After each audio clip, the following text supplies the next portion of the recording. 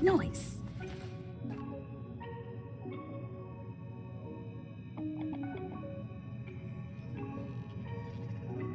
Hello, and welcome back to Honkai Impact 3rd.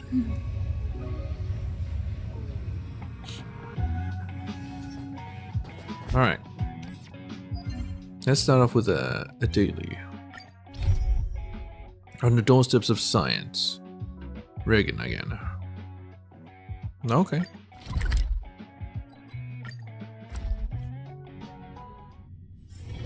It's getting late.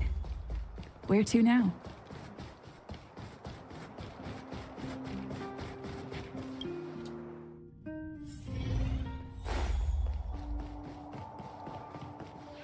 And there it goes. Let me see what you've been up to lately. Me? Up to? Well, what else? Naturally, I've been consolidating and fine-tuning my big universe time tunnel theory. Speaking of which, have you heard? The entire Balabog scientific community has gone crazy with gossip. Because, apparently, the crankiest old codger of them all, Minced Bova, is retiring. Didn't you say that last time? Gossip? So what? So what? Don't you get it? This is the equivalent of saying, my time has come, the time of Reagan is now. Once Bova retires, I'll knock round the door of the Ministry of Education and ask them to add my theory of big universe time tunnel into the science textbooks of Belobog. Got a little bit excited there. I hope I didn't freak you out. Getting back on track and seeing as you're all here, I'd like to ask another quick favor. Just up those boffins. Weird content inside the archives. How about it? Can you help me out? My time is very valuable. Don't go. Yeah, same stuff. Gonna ask them to quiz me.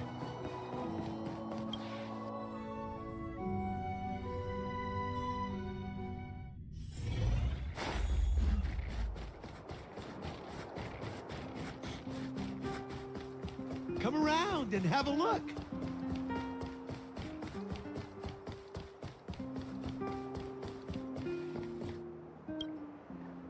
Oh, it's you. Mr. Bova has been singing your praises since last time. Yeah, whatever. Test me. I heard Mr. Bova is thinking about retiring soon? Huh? Where'd you hear that? I haven't heard anything. Sorry. Please allow me to sidestep this question of yours. Is there anything else I can do for you? Yeah, I want to take the quiz. Huh? Do you mean? Oh, I see. Yeah. Ministry of Education Quiz, Part 4. Howard, Philip, and Joyce. Among them is a good man, a bad man, and a liar. The good man only tells the truth. The bad man only lies. And the liar, well, he would say anything. Sometimes the truth and sometimes lies. So it's normal. One day, Joyce said, Philip is either the good man or the bad man. Then Philip said, either Howard or Joyce is the good man. I have a feeling Philip is the liar. And Joyce is the bad man. How about then? Do you know the answer is? Or what the answer is? Howard, Philip, and Joyce. Who is the liar? Philip. Oh boy, you really are Minister Bova's rising star, huh? What an intellect. Of course. It's an honor for the Ministry of Education to serve you. When you want to exercise your brain, please come again. Alright, that news about Minister Bova's retirement still needs to be verified by the Ministry of Education. Please work with us here and refrain from believing or spreading any rumors. Thank you very much. Yes. Mission accomplished. Let's report back to Reagan. Man, that was an easy quiz. The fuck? What a what? Come around and have a look.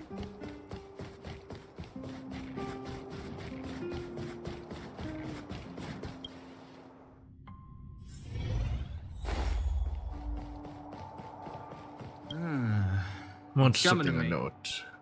I tried their quiz pool. My word, tell me that. What questions did I throw at you this time? Posed by the examiner. Interesting. Their quiz pool is utterly bizarre. How about this then? I've been thinking about maybe changing careers and becoming an expert quizmaster. After all, yeah, whatever.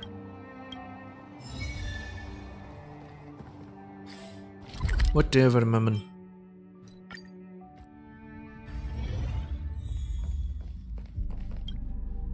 Cascade! I'm back. You're back? Hang on, stop there. Don't move. What are you doing? Is that a threat? What's so serious? Has something big happened? Yeah. No, there's nothing to worry about. It's just your friendly Astro Express conductor checking in on you. It's no big deal, but you have to listen to the conductor when you're on the Astro Express. Pom-Pom has been thinking that every time someone gets aboard the train, Pom-Pom should check in on their personal situation. Whether it's their health, their luggage, or if there's any potential hazards that need checking, or if there's any way Pom-Pom can help. That's what a professional conductor should do. Alright, just stand still and let Pom-Pom give you a check. You want to check inside my luggage? How do you check things? Some kind of sniff test? Everything's normal. Yeah, is that a sniff test? Cascade, can you think of something normal for a change? Please? You've been in the wars, haven't you? You're covered in scars. Let me get some medicine. Judging by your travel-worn appearance, you must be hungry. The food truck also needs restocking. When Pom-Pom walked in, it was covered in dust. Pom-Pom will clean it again later. Alright, that's it then. Thank you, Cascade, for your cooperation. That was quick and easy. Now, Luca. This way. I found some extra supplies while I was tidying up. Might be a help to you. It's been pretty peaceful in the underworld recently, so we don't have a lot of use for this stuff anymore. I figured I might as well share it all with the express crew. Take it. Don't be shy. Yes. Oh, links. I can't see Belobog at all from here. Really? I can hardly even see Mount Zarathustra's Apollo Iskandra. Oh yeah, it's that fucking name. They're too far away. Zarathustra what now? Mount Zarathustra's Apollo Iskandra. It's the tallest mountain we know of on the planet. Before I boarded the Express, I thought Belobog and the snow plains were the entire world. I didn't think reality would surpass my imagination this much. It feels like you're a trailblazer. Never stop exploring.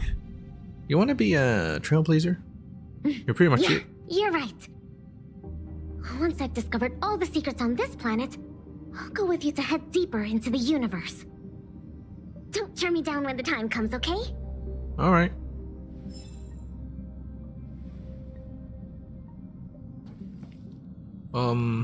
Yeah, that's that. What should I start off with? I should read the mail, but first, I gotta read some more planar spheres and links, whatnot. Relics. Planar ornaments. We learned about inert Salsoto. Oh, that's pretty cool. As well as Planet Screwlum and the Eternal Freeze. And now we learn about Talia, Kingdom of Banditry, whatever this is. Enclosed within the plain is Talia's miserable, desolate, small town called Nail Scrap. For a short-lived peace, bandits chose this place for its water supplies, and built this small town out of rags, rebars, and planks. Oh, nice. Kinda like a Borderlands type of vibe. Talia's exposed electric wire. Yeah, it definitely looks exposed, alright. This is a stretch of wire scavenged from the junkyard. Despite bits of its insulation falling off, there is still some use left in it. No such thing as useless trash exists in Talia's small bandit towns. Oh, I think Stan will fit right at home there. With her scavenging. Talia, Kingdom of Banditry. It was by pure accident that the interstellar thieves came to Talia in their hasty escape from the pursuit of the Galaxy Ranger. At first, Talia was just a desolate place, known by many as the Starry Junkyard. The planet-destroying wars of the past brought mountains upon mountains of ruins and wreckage onto the surface of Talia, resulting in imperishable radiation and taking away the last remaining hope to sustain life. The thieves had nowhere else to go and fell into a cave beneath the surface of the planet, which turned out to be a tunnel left by the rodent race.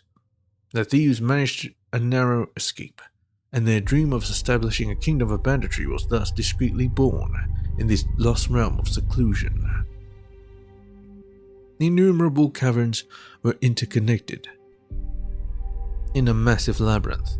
More groups of thieves and bandits were lured in by this supposed dreamland meant for them, and came to accumulate wealth and exchange technology, subsequently laying the foundation for the kingdom.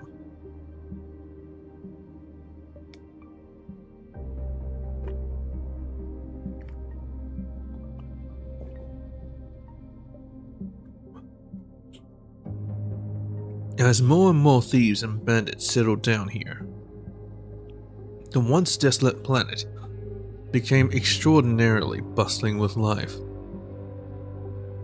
Thieves of great renown spoke of their ideal of a kingdom of banditry, kind of like the Sea of Thieves, promising to use the treasury to build a nation of equity and fairness. But as the amount of accumulated wealth grew larger and larger, the same thieves tore up their flimsy promises right away and attempted to monopolize all the wealth. Mercenaries, riots, double crossings, and betrayals. Chaos ensued one after another. Perhaps the initiators never even once believed in the ideal of so-called equity for all.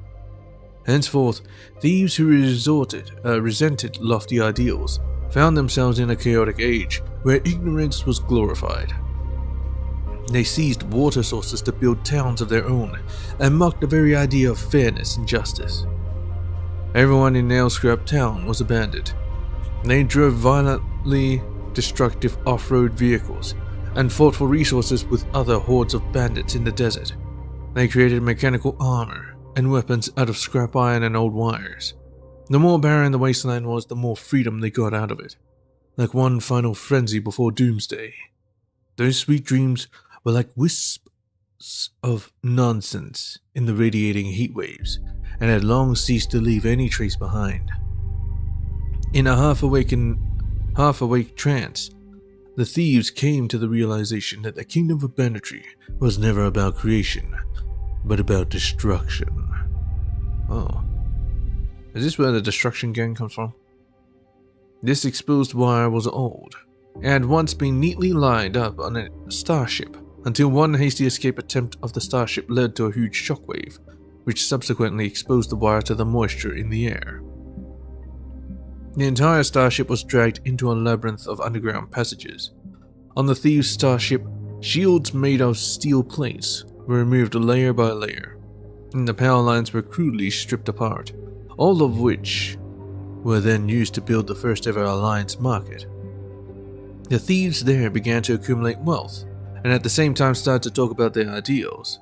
Soon after, the protracted infighting began, where suspicion and betrayal were expressed by and against one another.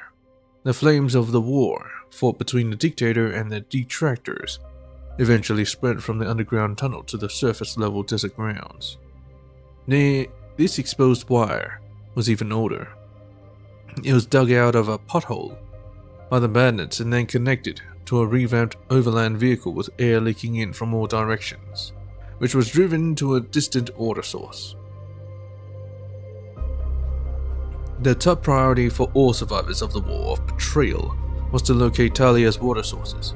They drove thousands of miles a day on deserts littered with glass shards in extremely shabby and poorly made vehicles. The caravans of the bandits sometimes chased each other, raising dust and heavy smoke, and other times they just wantonly threw people on and off the car. The sheer pressure of survival forced them to give up all other thoughts. Only by forging ahead could they be saved from confusion?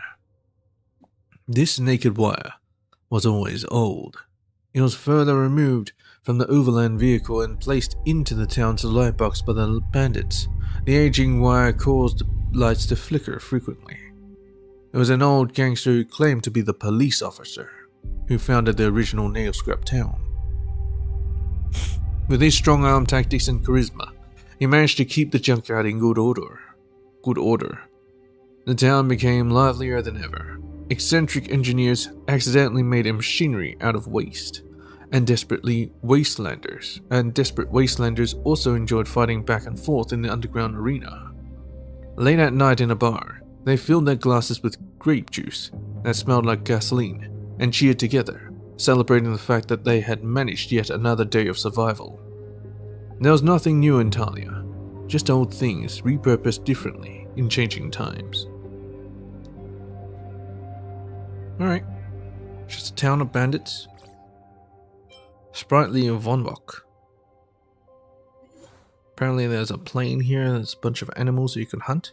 Teeming with plant life, Wok Island was the most well-known island on planet Vonwok, and is sealed within the plain. On the island was a gigantic tree called Thestang, bearing fruits that would give birth to various kinds of the island's wildlife. Fruits that gave birth to various wildlife? Is this abundance? Vonwok's Islandic coast. On the coastline of Wok Island, tidal waves rose and fell. This landscape remained the same for millennia, and witnessed the rise and fall of civilizations just like those changing tides. Sprightly Vonwok. Vonwok is a small and crowded planet, almost entirely covered by rainforests and islands, with its exuberant wildlife being its most recognizable feature. Vonwok's effervescent vitality made the rainforest near its equator grow so large and tall that their shades would cover the sky above and even block out the sun. The lack of sunlight in the undergrowth of the rainforest throughout the year creates a perfect space for fungi and other low-light plants to grow. Intelligent creatures inhabited regions near the tropics. Plants, irrespective of height, would grow naturally here. Fresh fruits and vegetables would be picked at any time and anywhere, which was what the locals mostly fed on. However, be it the new immigrants or the indigenous Wok beings, they have always maintained a quasi-religious reverence for the animal fruits growing on the Thestang tree. The great Thestang tree never stopped bearing fruit, not even for a moment. At the time, all those yellowish and translucent oval-shaped fruits grew larger and heavier, hanging down from the branches until the stems could no longer bear their weight. When the time came, fruits would fall to the ground with a loud and crisp sound, cracking their thin skin and releasing whatever was held within. The fauna of Vonwok was all born this way, be it fish, birds, or polar bears. On planet Vonwok, creatures of all kinds shared one common birth mother. What about the indigenous people? What about humans? The fiend known as the Demon King was also born from one such fruit in the Thestang tree. From the moment of its birth, it instinctively knew how to swing its giant axe-like pincers toward others, waging war upon the entire biosphere of Vonwok. Demon King. Axe-like pincers. I think it's like a Scorpion King. Every 60 natural years, the Thestang tree would give birth to a new Demon King, and the cycle went on and on. Or maybe it's like a Honkai. The people of Vonwok had long been used to and prepared for such cyclical fates of doom.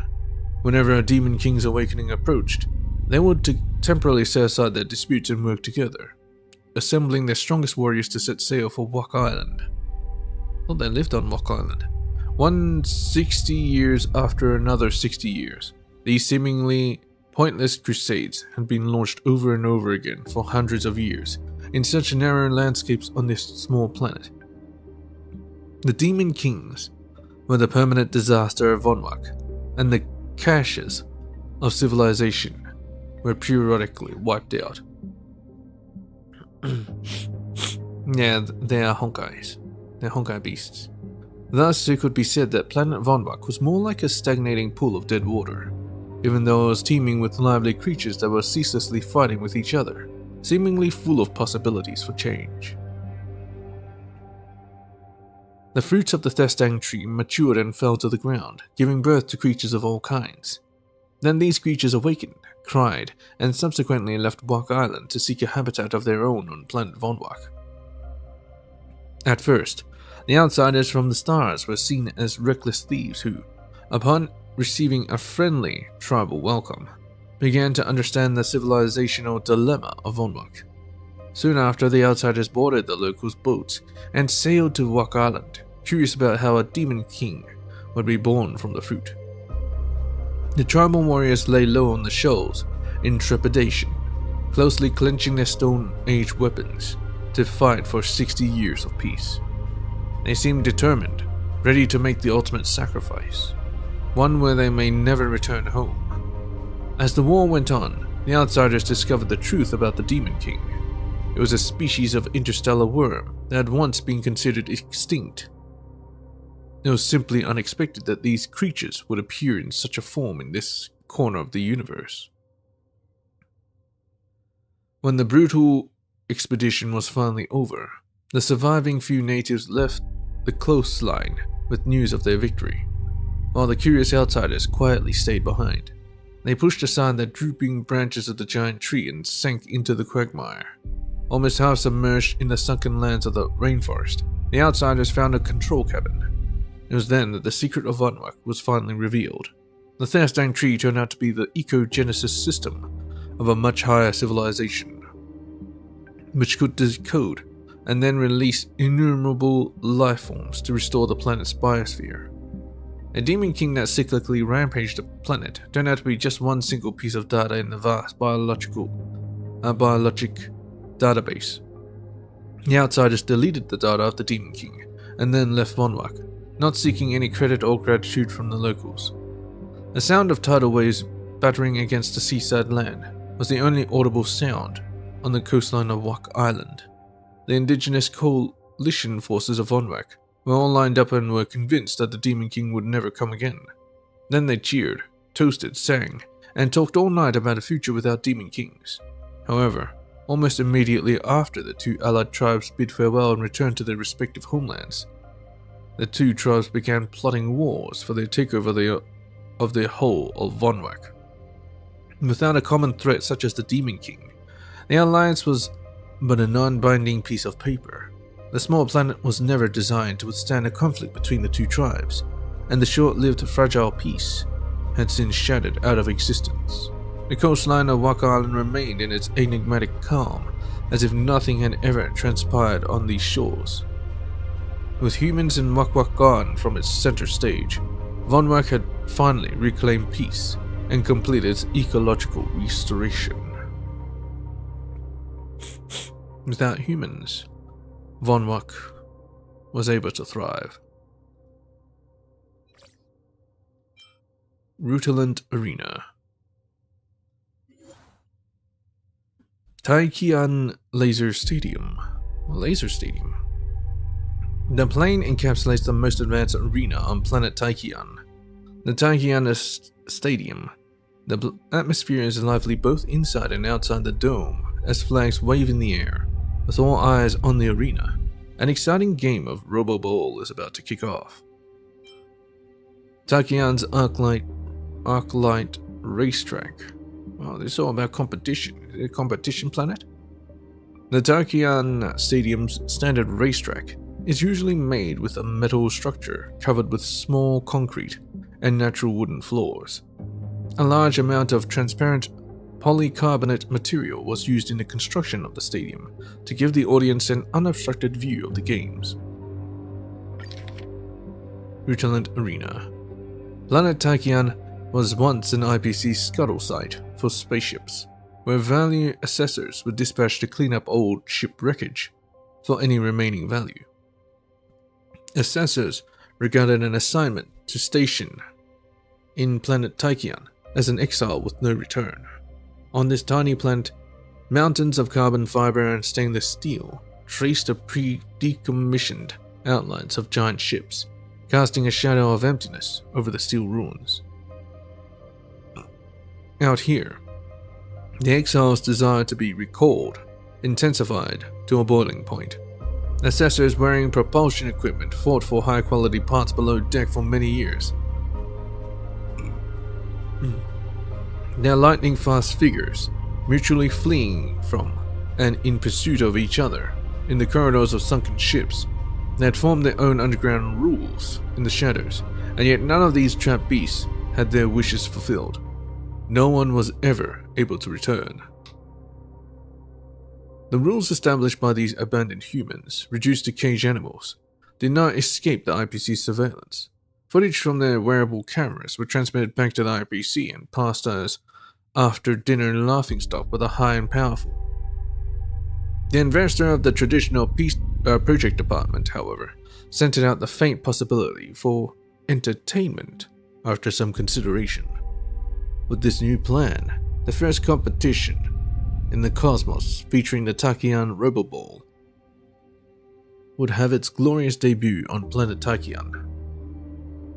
Several planet terraforming machines descended onto the surface and yanked out the decommissioned spaceships in their entirety, not leaving a single inch of their former shadows behind. The obscure little planet had been transformed by the sport of Roboball, becoming a dazzling athletic hub in the blink of an eye. No one will care about its ludicrous beginnings by that time. There will only be pure sportsmanship and high-value commercial agreements. The competition had athletes wearing propulsion equipment and armor, ever-changing three-dimensional racetracks, and physical clashes that sent sparks flying. The attention of the entire cosmos was thoroughly captured the moment the Roboball competition was announced. From that moment forth, the planet once shrouded in darkness has never again seen a moment of night. Both the home and visitor teams are evenly matched in the massive stadium, and a vociferous audience fills up the dome in countless multitudes. They roll the names of the team and the players, giving birth to a thunderous cacophony that does not end. Outside the dome, the planet is also bustling with activity as broadcast licenses, exclusive sponsorship, and advertising contracts are fought over in the trading market. The underground betting is rife as excitement and disappointment share the spotlight in equal measure. The inky shade of the night has long been transformed into a silent radium backdrop to the overflowing lights of the stadium. The Tachyon Stadium has been bright as day from the moment of its inauguration, and no one even remembers where the begone shadows are now hidden. The traditional project department invited sport experts from the Interastral Peace Department, Peace Entertainment, and requested they remove all savage elements of Tachyon's underground rules and transform it into a lucrative competition. Material experts designed a Roboball to satisfy the request, a high-tech iron ball with a diameter of 35 centimeters, weighing 30 kilograms, and of carbon fiber and stainless steel. It constantly chases alterations of the phase flame, increasing the unpredictability of the game through its irregular movements. Sports equipment experts followed by developing a standard issue propulsion protective armor for Roboball games, allowing top sport equipment and medical organizations to better demonstrate their quality and ensuring the sustainability of a stable income and safe competition. Thus, the Tachyon Roboball Association was formally established, and the initial version of the Tachyon Roboball games was formulated. Game rules was formulated. The game system, comprising 2 teams with 7 players each, was also established from then on. The track architects of the Intelligentsia Guild had turned the concept of racing into a 3-dimensional circular track, the standard length of which is 2.91 kilometers. The flat central area of the track is 5 meters wide, and the curved areas in on both sides range from 2 to 14 meters in width. The probable players will fly unidirectionally for several laps on the spacious and bright track, accompanied by the sound of whistling and collision, completing the entire game. According to actual testing, during high-speed travel on the track, disconnected point light sources will connect into lines with the athlete's visual persistence, and several dimly visible lumens will form an exclusive arc-light track. The Astral Peace Entertainment invited the wealthy to participate in the league, promising them the exposure their favorite sport deserved. Subsequently, the league clubs were established, and the most talented players were assembled and ready to go. Inter-Astral Peace Media had exclusive broadcasting rights for the event, and, with the help of ultra-remote sensing technology, they broadcasted the live competition far and wide.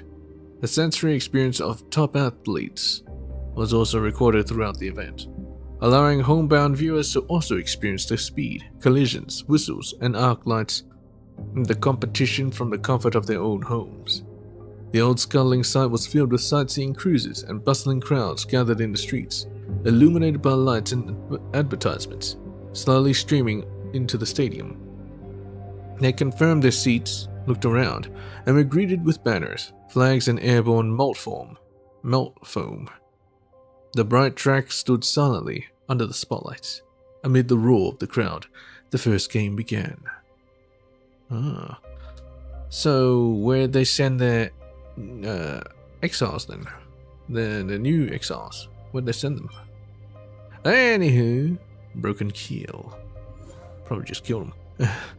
Insamosu's whalefall ship. Insamosu? Have I heard of that before? The plane encapsulates the Insamosu autonomous region of Thalassa. The Shinto Dayu had crashed here, inspiring the civilization of Insamosu. Insamosu's freight hawser. The fallen Shinto Dayu is forever anchored in a foreign land. Perhaps it is time to untie its mooring ropes and let it return home.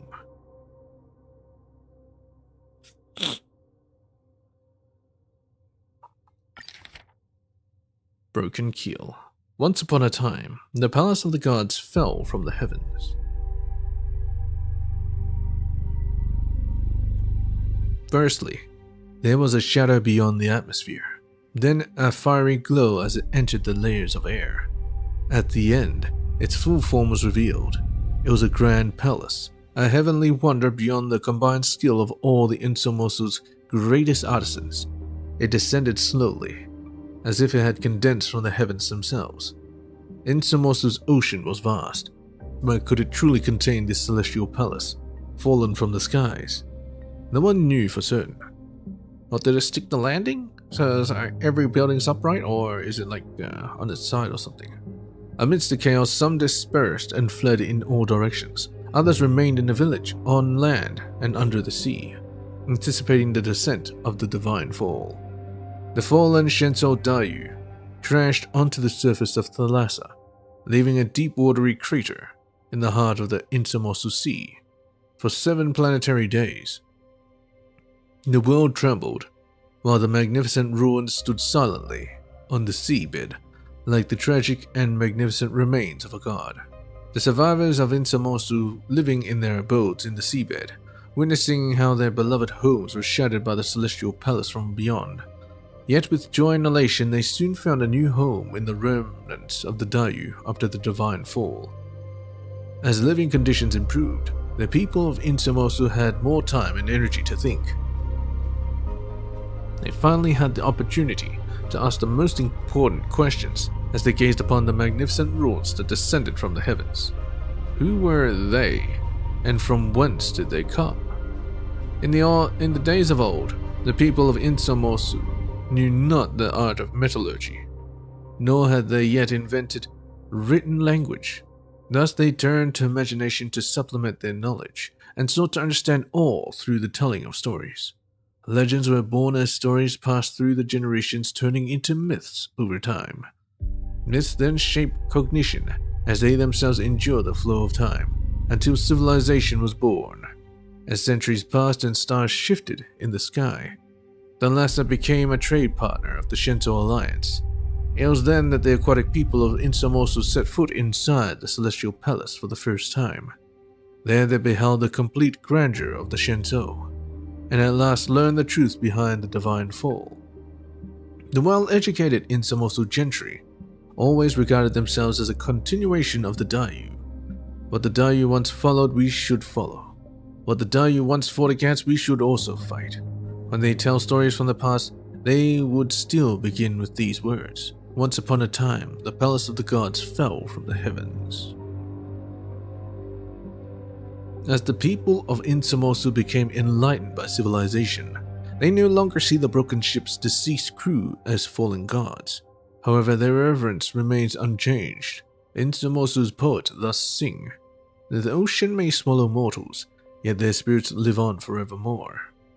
In accordance with the calendar of Insamosu, the second day of rest in the month of tides is Divine Fall Day, when the water dwellers recite scriptures, consume herbs, and perform bizarre dances along the current in honor of the fallen gods who brought a blessing to Insamosu. In modern times, Divine Fall Day gradually lost its original religious meaning. Songs replaced scriptures, delicacies replaced herbs, and only the peculiar dances remain to this day as a cultural heritage. In the past few hundred star calendar years, Insamosu has been generous in sharing its unique culture with the outside world, and the form of Divine Fall Day has quietly undergone more changes. Insamosu's land cities are usually full of young people, prone to staying up all night singing and dancing during Divine Fall Day. Foreign visitors, especially Shinto tourists, often choose to join in the festivities. Foreigners frequently fall in love with the vibrant atmosphere of the cities. These places filled with the fiery passion as unstoppable as tsunamis. As the water dwellers grow out of their adolescent years, their lungs will gradually shrink, their necks metamorphose into gills, and their hands, feet, and eyes become more suited for underwater life. The poets always say, the people of Insamosu give their noisy and boisterous youth to the land, and their yet quiet and solemn old age to the ocean. That's interesting. They evolved to go underwater, whereas some evolved to go onto land. With the support of Shinto's Celestial Guild, a new ritual was added to the Divine Fall Day celebration. People would dive into the wreckage of the Shinto Dayu to search for the remains of Shinto humans, then inter them into star skiffs and launch the skiffs into the sky of the Thalassa system, a star of the Thalassa system. Through their discovery of the history of the Dayu, the people of Insamosu also learned of the tragedy behind its fall. When the Shinto Dayu was irreparably damaged and breaking apart, Qingzu, leader of the Dayu, made the courageous decision to sacrifice herself and the entire ship to end the curse of the immortality plague. The Shinto Alliance hopes that the fallen heroes will receive a dignified soul-soothing ceremony, and the people of Insamosu who were spared from the disaster have given their response. At some point during the night of Divine Fall Day, the revelry will come to an abrupt halt. Adolescents, children, and Shinto residents would sit by the shore as adults emerge from the water and solemnly gaze at the oceanic horizon. Then several star skiffs break through the water and fly from the bottom of the sea toward the star. The star skiffs are each inscribed with a row of beautiful Insamosu calligraphy that reads, "You should undo the ropes for drowned sailors. Don't cry. You can sail safely after my demise."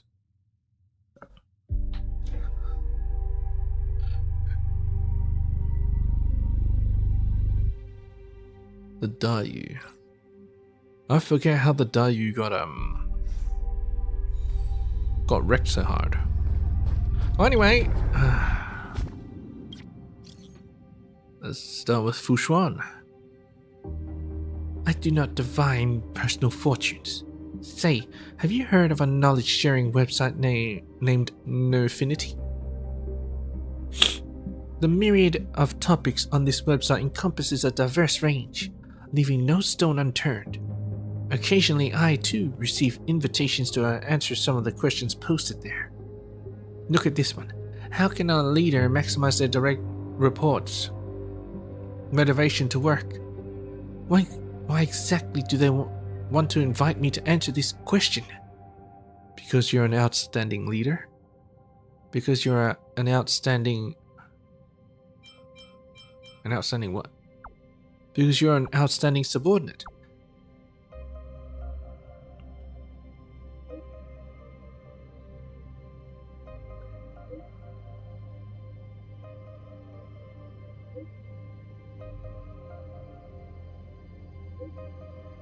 Didn't know I was writing an essay.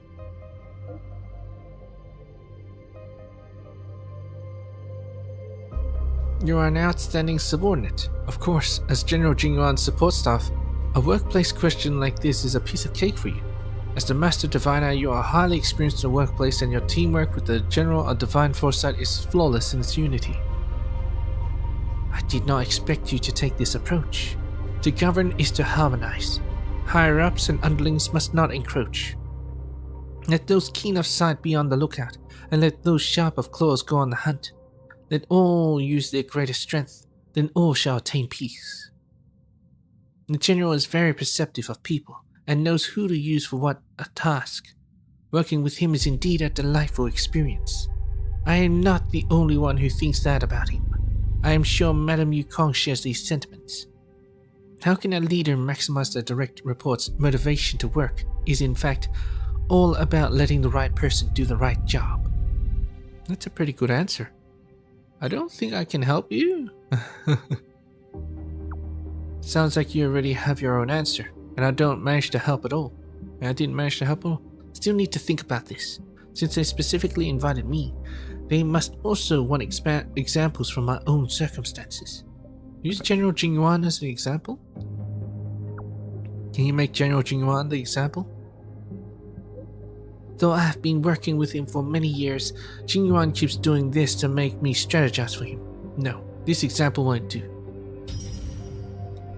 He had merely stirred my motivation in the short term. In the long term, I will not fall for his tricks again. Let me ponder this a bit more. Links. User, your message currently unavailable. What happened? I think I ran into the legendary Bellabog Caveman again. Again? Bellabog Caveman? Stay safe, Lynx. Yeah, stay safe, Lynx. Sounds scary. Stay safe, Lynx. It's okay. I've run into it before, but it always disappears so fast. Hold on. It's coming. I took a pic of it. Attached. Dark blue caveman has been sent. Isn't this Sampo? Definitely the caveman. Whoa. Looks like a wild caveman. Right? Right? I finally managed to take a pic of this legendary creature. I need to send this to Serval. Might give her some inspiration for her music. Hang on. That's basically admitting I went to the snow plains again. Oh no, Serval is calling me. Talk to you later. What's so bad about going to the snow plains? She can handle it, for sure. I want to drink sugary drinks. Could you please make more for me? Record a message, record a message. Record a message, record a message, record a message, record a message, record a message. Why can't I record that first one? My apologies. Please, just pretend you never saw that message. I messaged the wrong number. I didn't mean to ask you to buy me sugary drinks. Relax, I didn't see anything. This is a clear request. Alright. Mung bean soda, here it comes. I drink sugary drinks is more than just a hint. It's a clear request. What do you want to drink, Master Diviner? It'll be my treat. Never mind. It's my own mistake. I'll go buy it myself. Just so we're clear.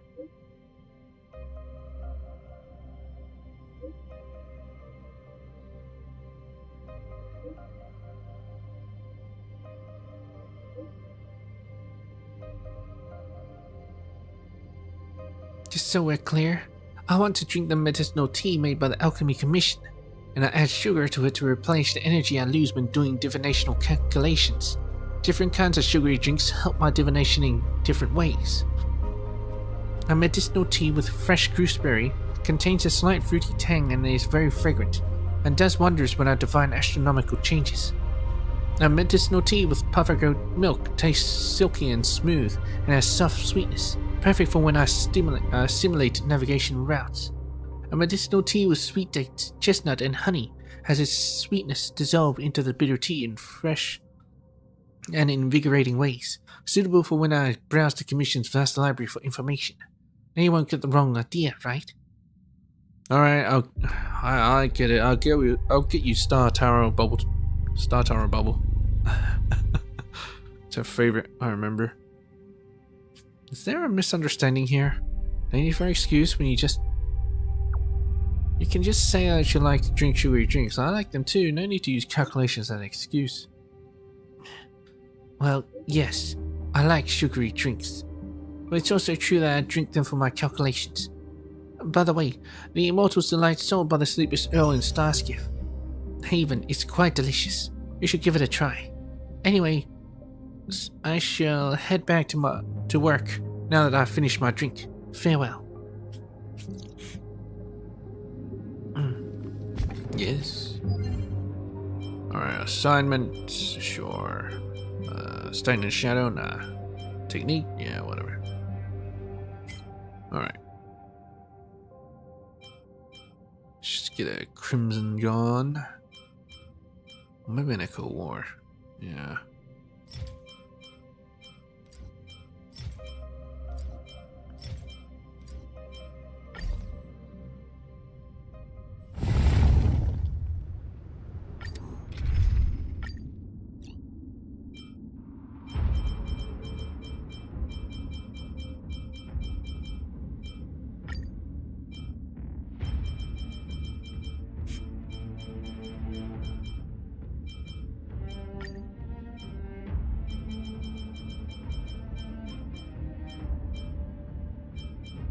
Sure, whatever.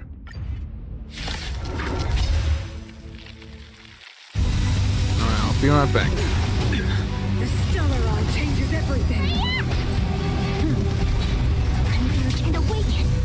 Human creations. Fight is set. Savor it for me. Time for the old world to collapse.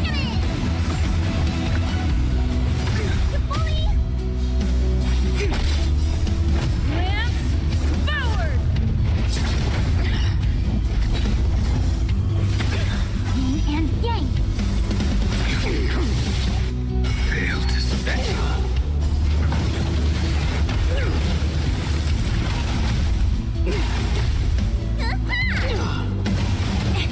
A brave new world.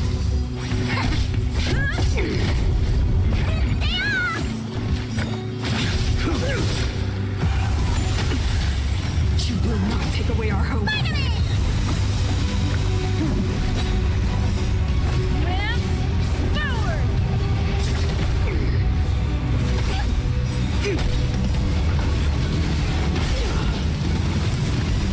Human creations.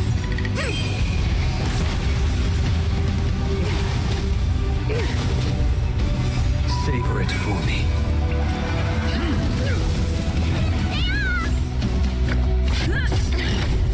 Your end approaches.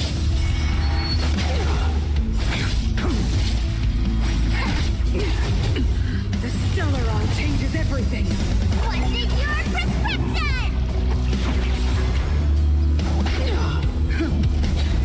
Ready to be crushed. Time for the old world to collapse. Converge and awaken.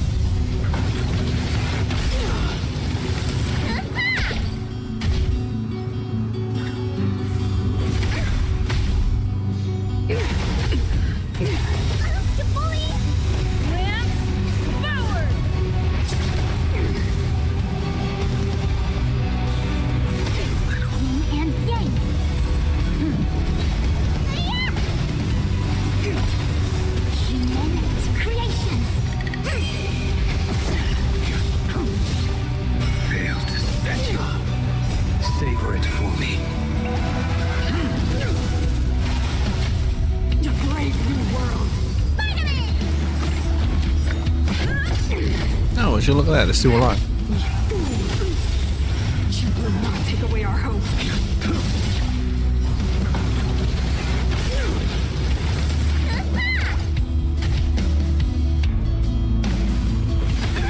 Yin and yang. You bully! Lance forward. Together as one. The fight is set. What's in your prescription?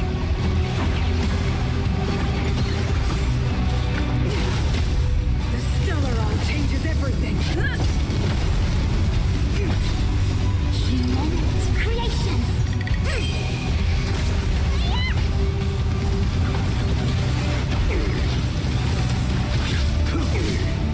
Fail to stand.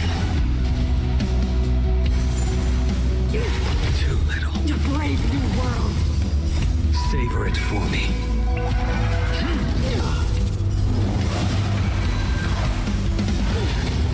Engulf the past.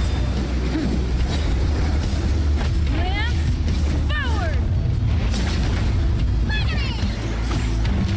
Power translates into hope. What's in your prescription?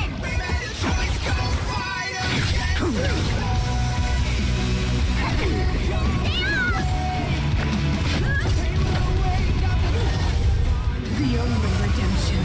Power translates into hope. Yin and yang. Fail to stand. Converge and awaken. Human creations. Lance forward.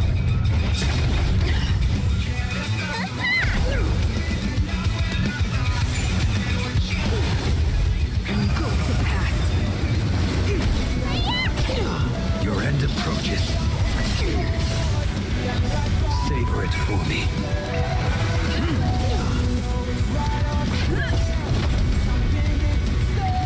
Power translates into hope. Yin and yang. What's in your prescription?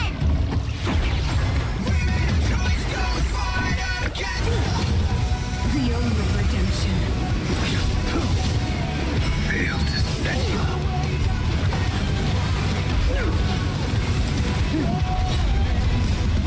Lance forward.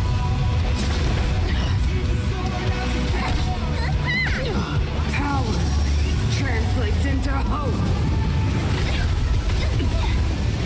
Yin and yang.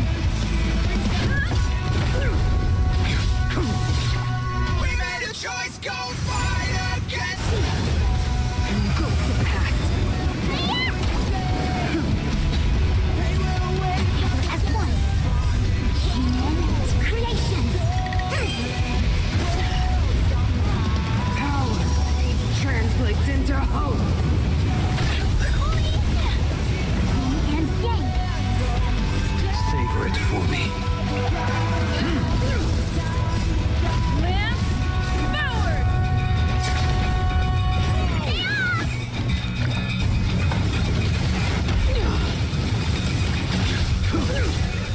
Fail to stand. The only redemption.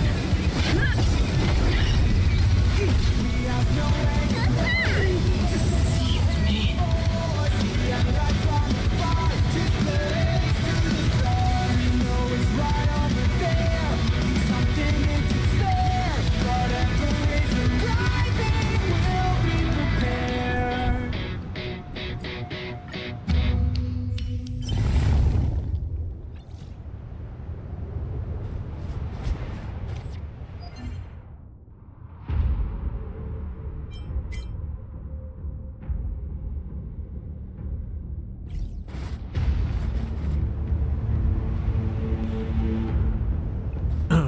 All right.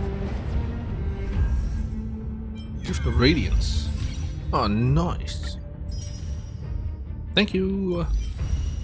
Aptitude Showcase. Let's do this.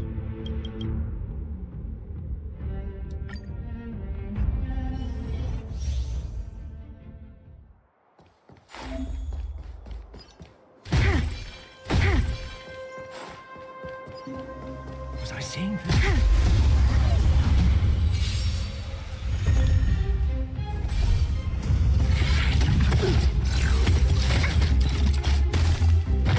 We have the upper hand. Time to debuff this. Yeah, debuffs and then hits them. Oh, nice. Enemy data net markers activated. Time for a good old counter attack. Too late to repent.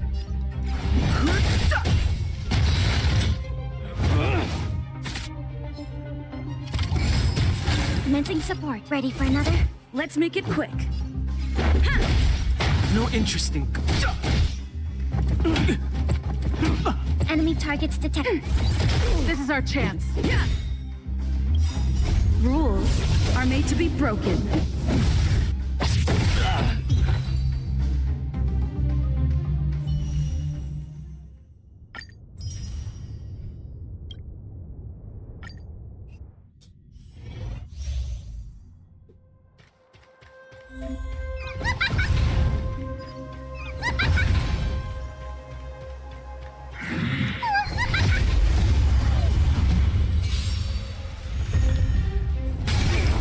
Time to get vigilant.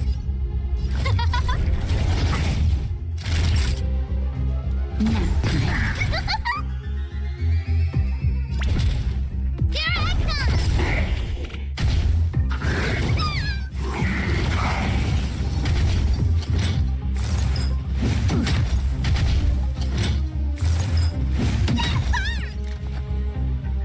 Who will it be? Everything is ordained. Oh, stop. Give these trailblazers your blessing. Follow hook if you want to win.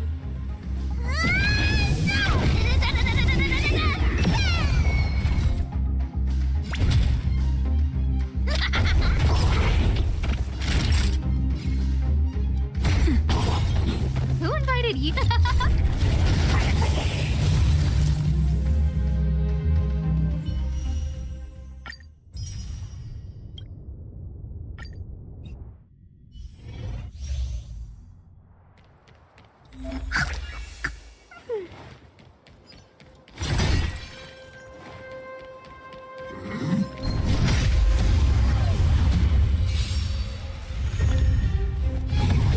We're in trouble now.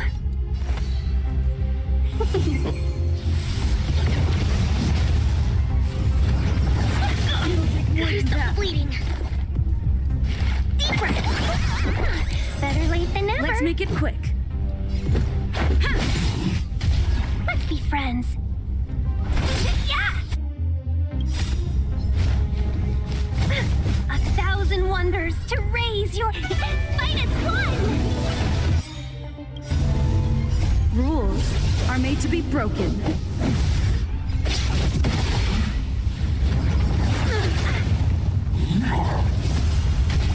Specimen sighted.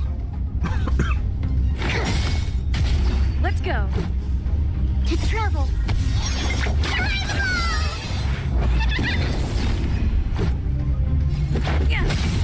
Seize the moment. Yeah! Let's make it quick.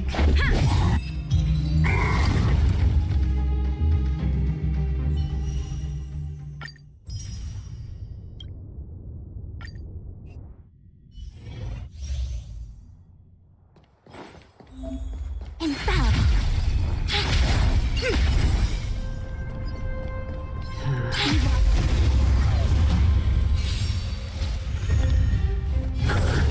Our fortune is clouded.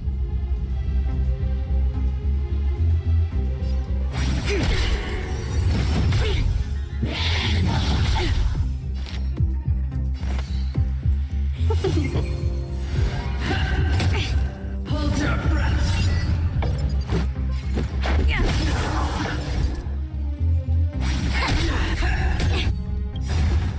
things. Human creations. Welcome, customers. Yeah! For your sins. 1,000 wonders to raid and fight as one!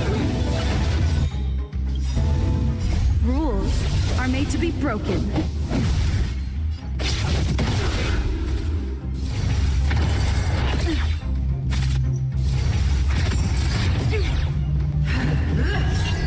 Retribution! No matter, yin and yang. Let's go.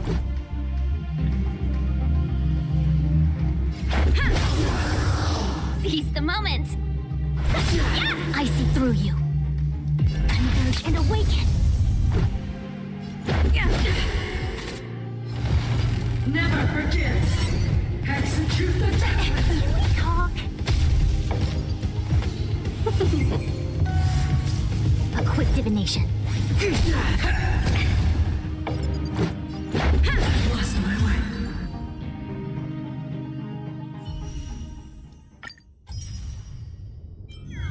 Okay, now Space Station Task Force. Space Station's post-disaster recovery work can only be entrusted to the Special Commissioner. Special Commissioner? Dr. Watson. Watson's car has some special space station assignments for you. Ask her for the details. Alright.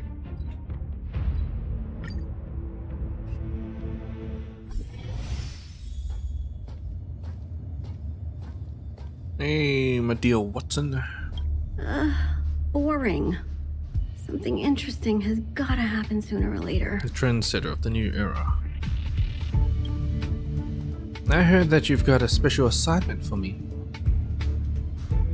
Welcome to Herta Space. Oh?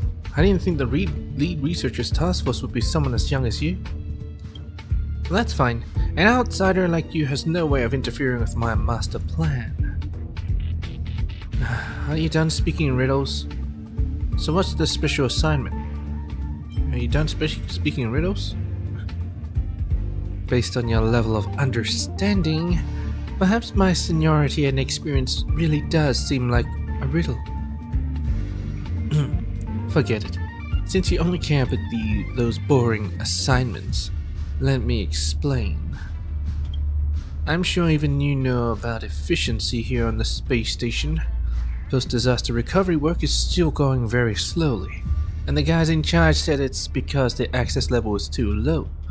They don't have the appropriate authority. And what about those researchers with high-level access? They're either too old to help out in person, or they're working on something too huge to bother stooping down to this low level. So there's no way to provide any effective support. You know, those are just their excuses. At the end of the day, it's basically a supervisor wanting a special agent with the right permits to complete those special assignments. And they put in an application with the lead researcher for such a person. And that's why you're here. You are here. And rather unfortunately, I was asked to support this task force in getting things done as well as to handle all the paperwork. And based on this paperwork, I've got good news and bad news to tell you. The good news? The assignment isn't hard at all. It's just a slight hassle at worst. And the bad news is, I've been tasked with some other urgent work, so this is about all I can support, all the support I can offer you for now. I've sent the specific work details to you, so you can figure out things yourself later.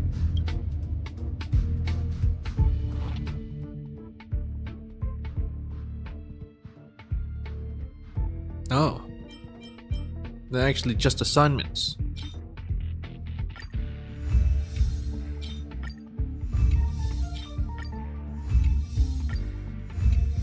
Assume they are part of the assignment limit. Base reward, additional rewards. Non-digital documents. Let's read about this anyway. Department of Insight. Some Department of Insight non-digital confidential documents were damaged during the invasion and need to be urgently transcribed. into digital format for storage. It's really, really, really urgent. I really have something I need to finish. Please send someone to help me quickly. Alright.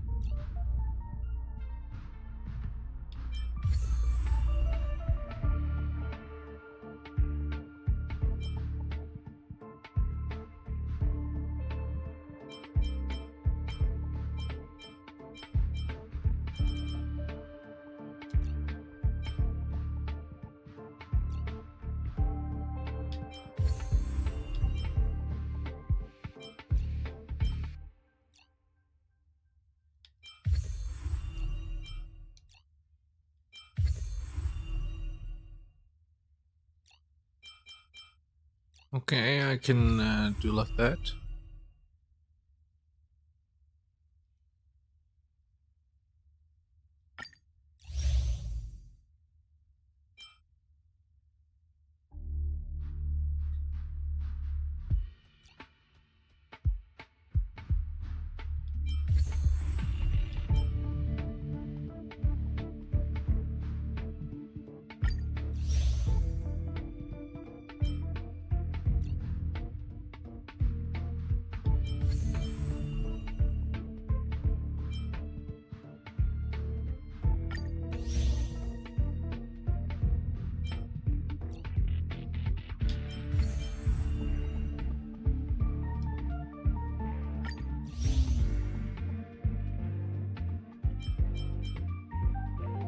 So this will be done in 8 hours.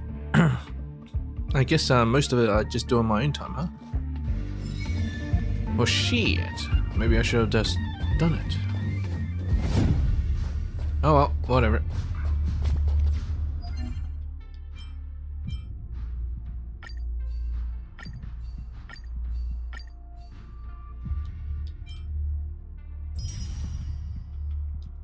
Okay, done. Okay, and that's not really an event. Alright. Well, let's go for swarm disaster, I guess. More swarm disaster.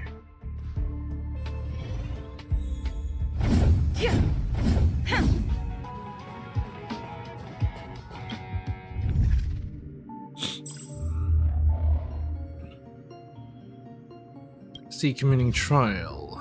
No, that's not what I'm after. Trail of Bathstrider. Yep. Trigger planar disarray.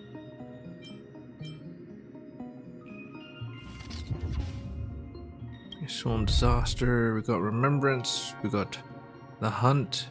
I went preservation last time, but it didn't seem to give me preservation.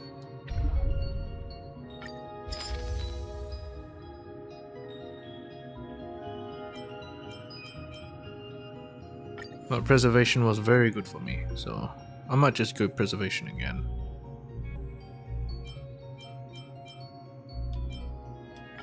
And if I have enough money, I can level up some of this stuff.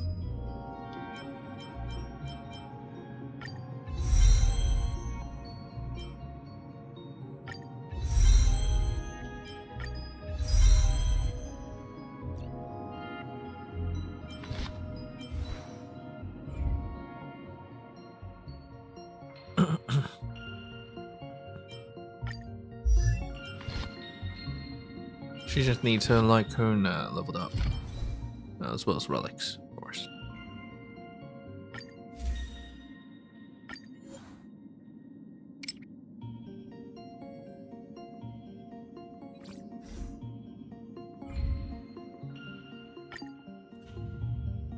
Alright, preservation was absolutely terrific.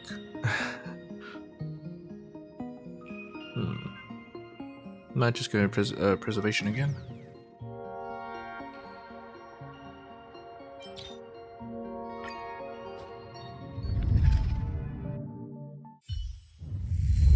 Or maybe I was just really lucky that time.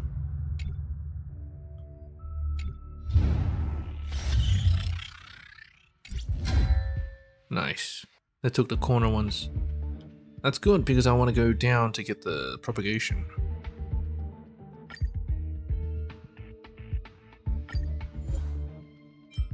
Oh, you obtain 50 cosmic fragments each time you enter a domain. The cosmic fragment total exceeds 500, then the curio will be destroyed and all cosmic fragments will be lost. Oh, wait, what?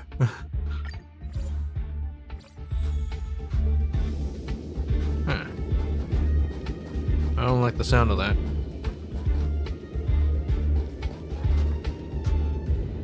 Infallible.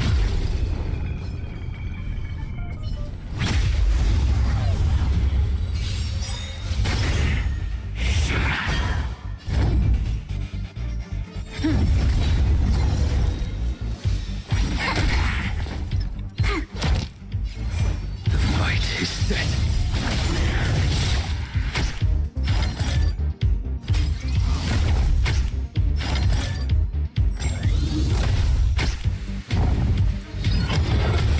I'm on guard. All things human creations. Gather as one, choosing to strike.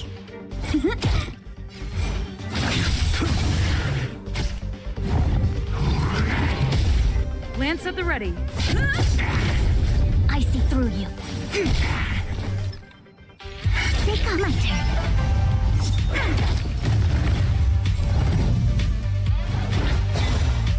Too little. I'm on guard. A quick divination.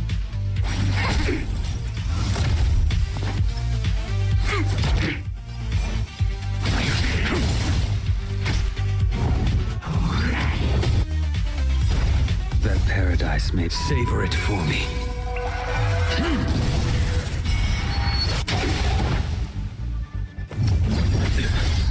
It's time.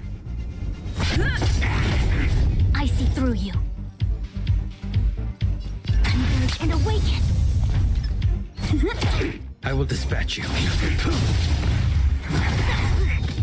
Yin and yang. Lance at the ready. Wait.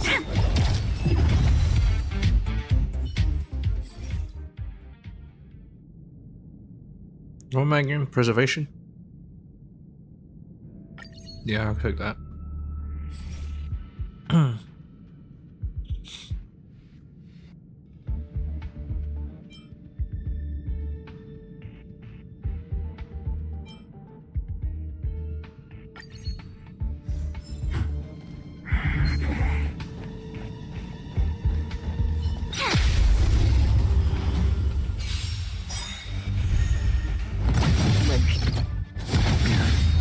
I'm on guard. A quick divination. Gather as one. A blade knows your end approaches.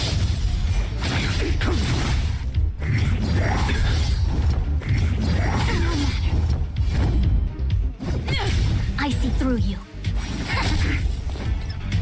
Take on my turn.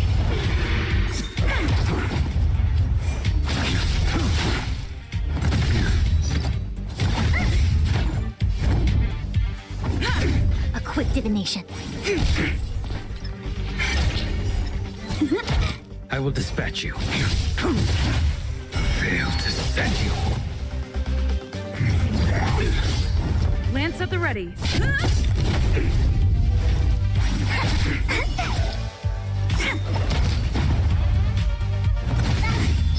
A blade knows you.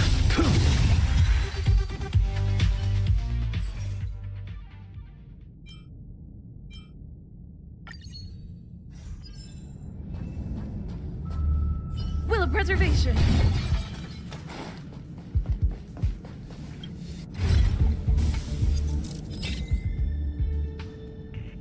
Nah, re-roll.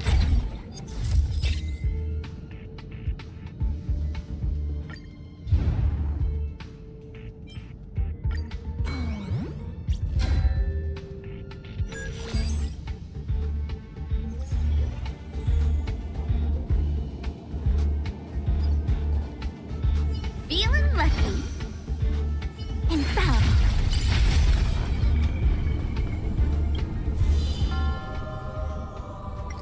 Ah, the Night of Beauties.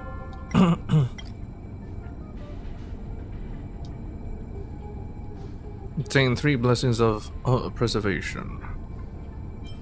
Yes. I might get a 3-star here. Nope. Nope. Nope. Hello, Corn Hub. Offers you a praise.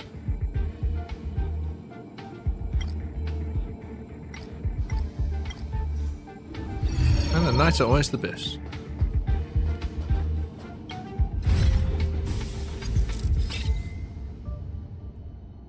Ah, I need this. Yes.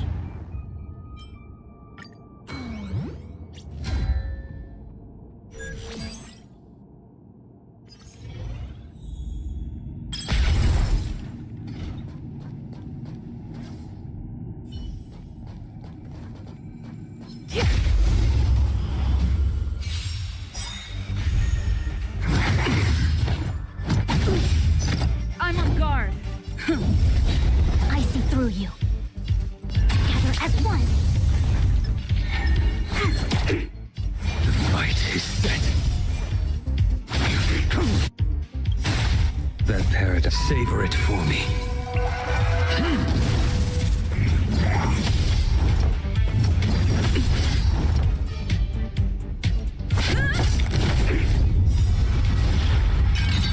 Equipped. My turn.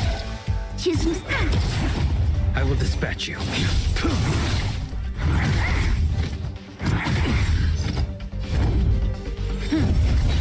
I see. A blade knows no fear. A veil to set you.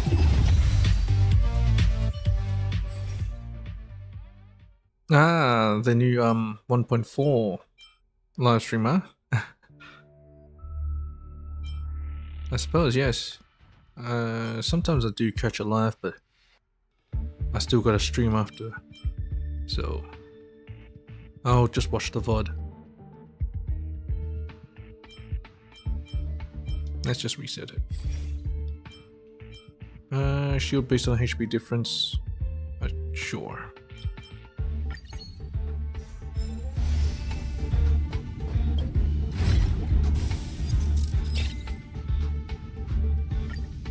Actually, I don't need that.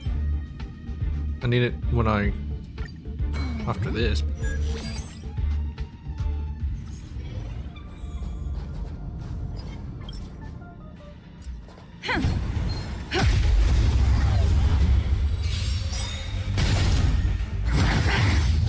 Lance at the ready.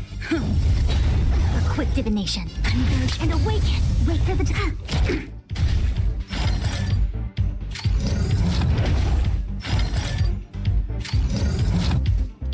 Lance ablaze. Lance forward. I will dispatch you. Your end approaches. I see through.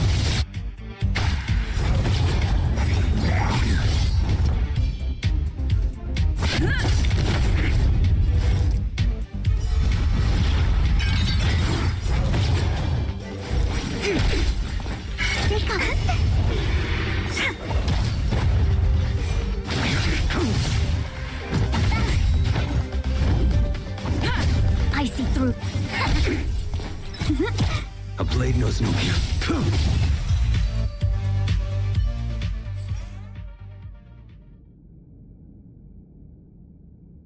Well, I do like this nihility, so I'll take that. But come on, where is my preservation?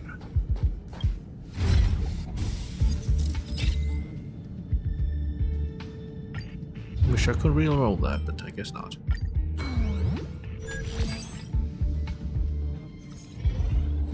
Come on, where's the thing that gives me money? Will of preservation. Feeling lucky.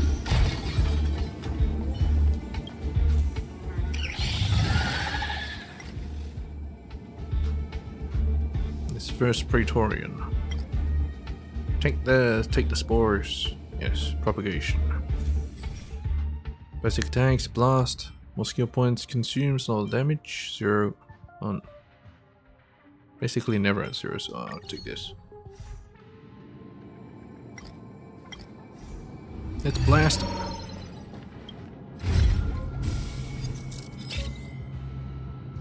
Oh.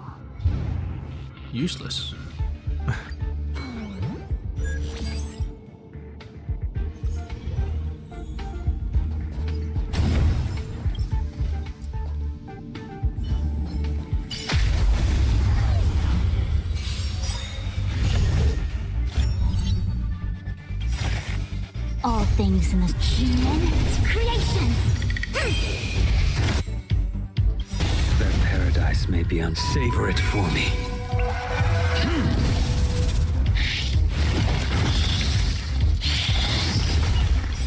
It's...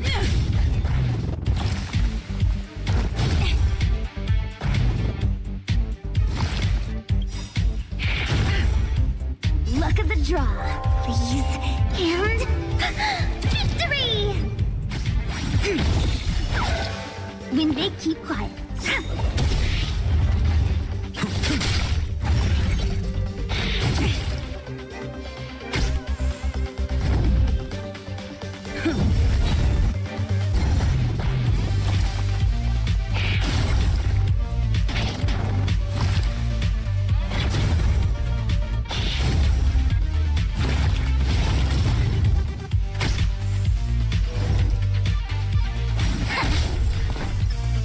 Gotcha. Wow!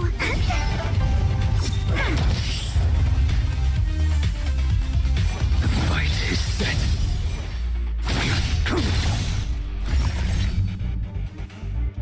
Lance ablaze! Lance forward!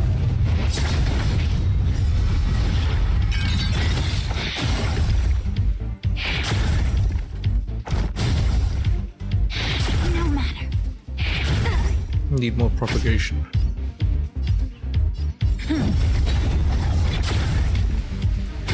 I see through you.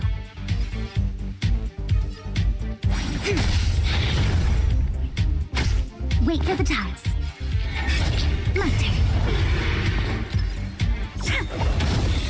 You impede me.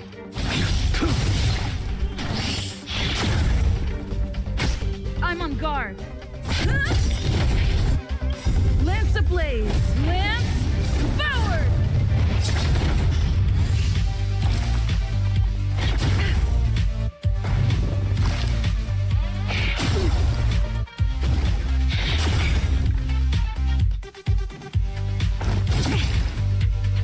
Too little. A quick divination. Yeah, let's do it. All things human creations.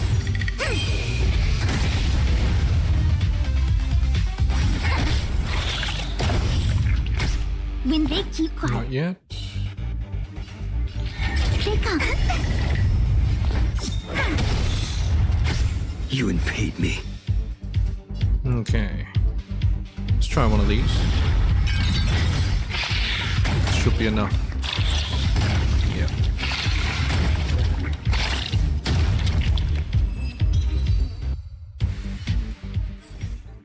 Propagation. Defense increases 0. Nope. Here's a skill. Skill is on initiate. Yes. Catalyst. Oh, wait a minute. Huh? Uh-oh. I think all my fragments have gone kaput. Uh-oh. Uh-oh.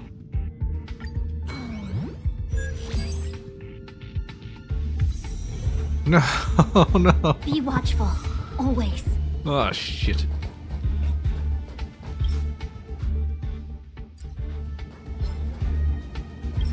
Well, let's use fire on. Oh, actually, wind. Will of preservation! Feeling lucky. Infallible.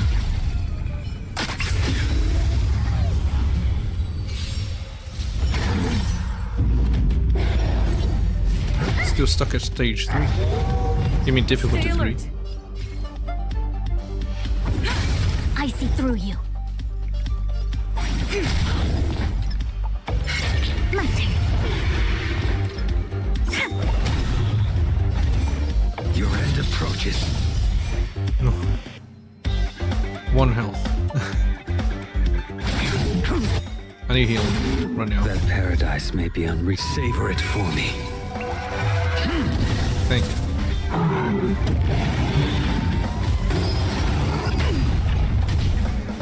Too little. I'm on guard. Alright, hit me now.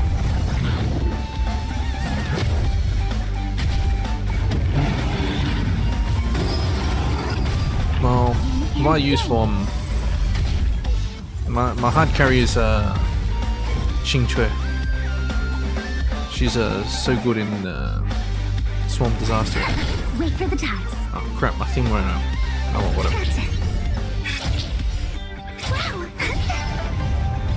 Is he taunted? No, he's not taunted.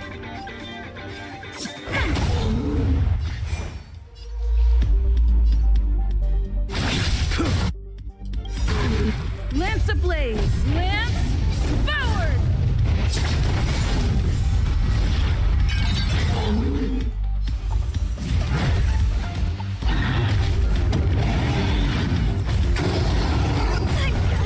Day off. Need an extra player? Holy shit, she got one shot.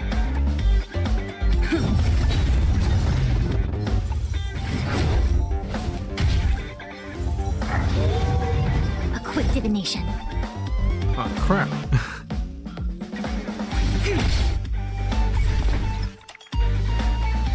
Luck of the draw. Freeze and victory! Well, Sally could still do Swarm Disaster. It's just I will dispatch you. Xing Chui is just so much better.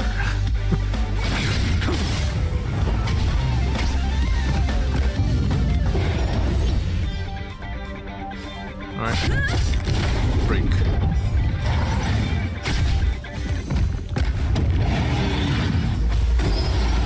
Well timed. Fail to set you. I see through you. Converge and awaken. All things in human creations. Lance ablaze! Lance forward! Choose me strike. Yeah, I think Xing Chui is just the best at propagation. A blade knows no mercy. The swarm right now. Propagation. Lance at the ready.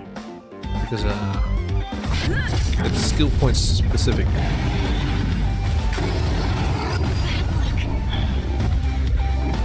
Yin and yang. Alright.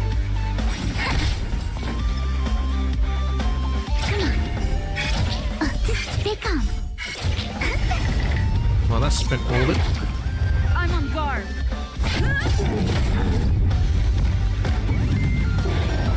I will dispatch you. The fight is set. Let's break him. That paradise, savor it for me.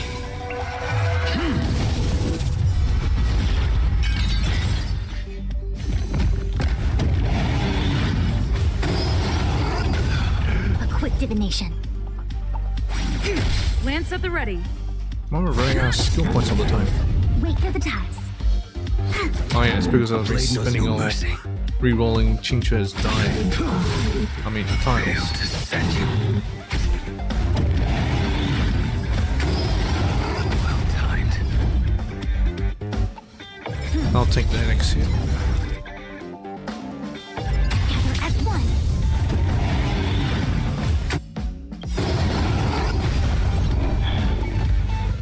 All things human creations. Yeah, very hungry. Choose But me with strike. propagation, you can negate that. I will dispatch you. Not really negate, but you know, make it easy for yourself. I'm on guard. Lance ablaze! Lance forward!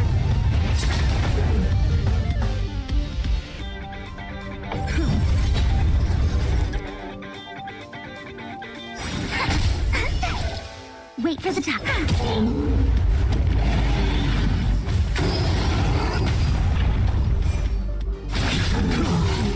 Lance at the ready. That paradise, savor it for me. It came together.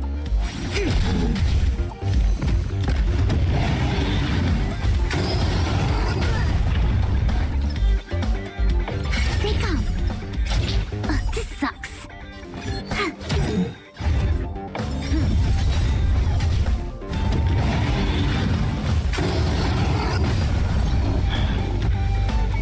blade knows no mercy.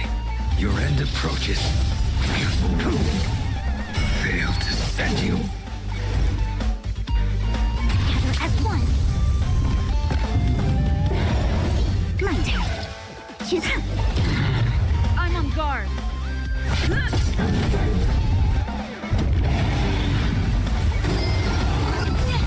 I will dispatch you. All things in human creations.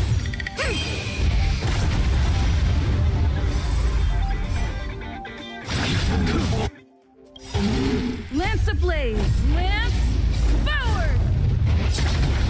I see through you.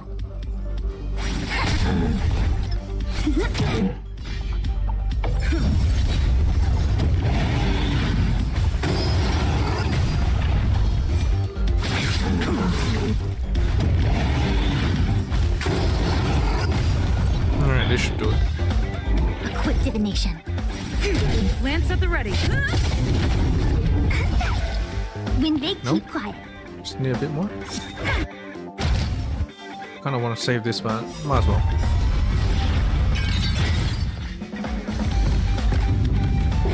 Wasn't even enough.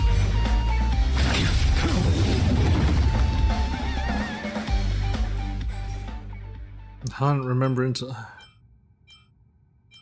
don't even know, man. I lost everything. Oh. Preservation. All right. I shouldn't have gotten that curio.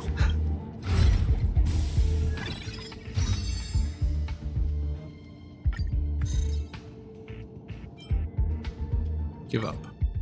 Hooray! I get 10. Man, I feel so bad to lose that.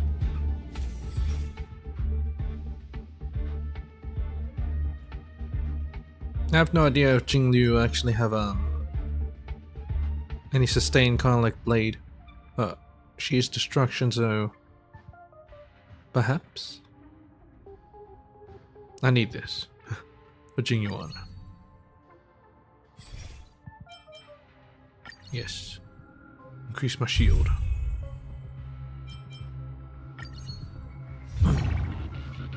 Nice wind. Wind. We can get closer. Will of preservation.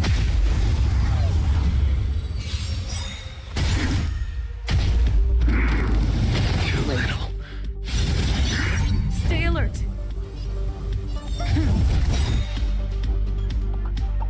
No, I'm gonna keep that.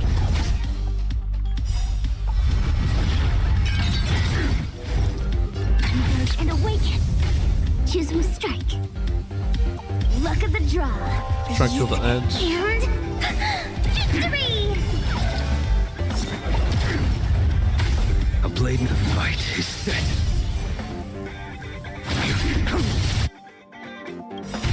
That paradise, savor it for me. Yin and yang. Now, the Lance attack. ablaze. Lance forward. Boom!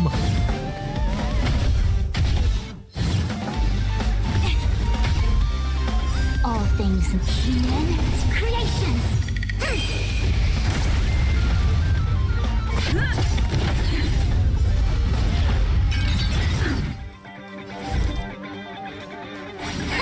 Wait for the tiles.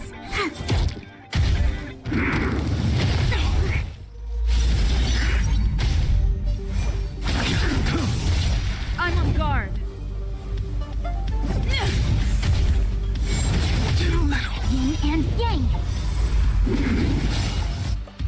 Lance ablaze. Lance forward.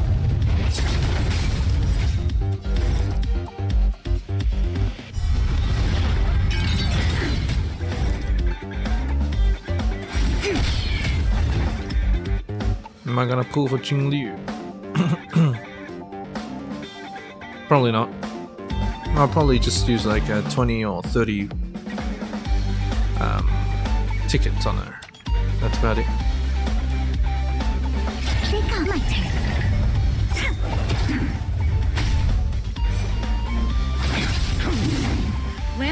ready. Do you want to get hit? Alright.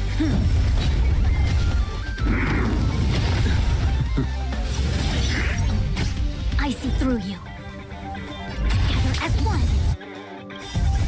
Human creations.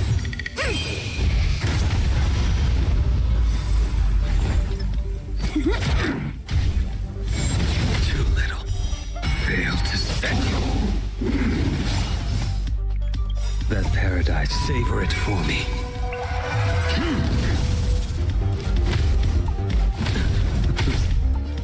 Oh boy. Oh boy. Failed to set you.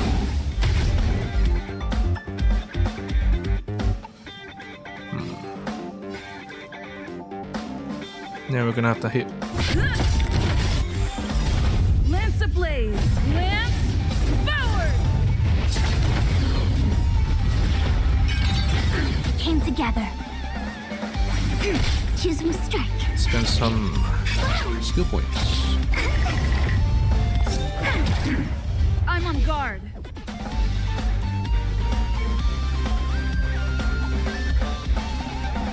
I guess that's defend. I will dispatch you. Your end approaches.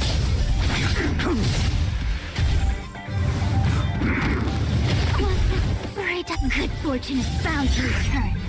I might need to switch this thing off because she's not getting enough energy. Yep.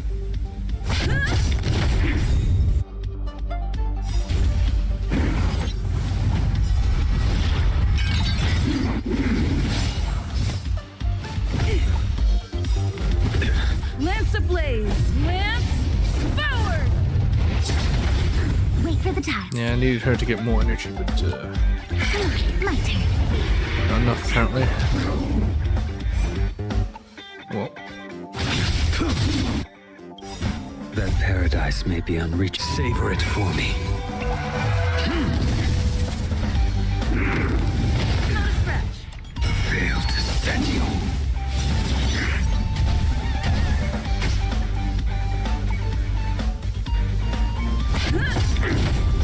Choosing strike.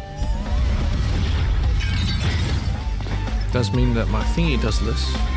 Let's help this one.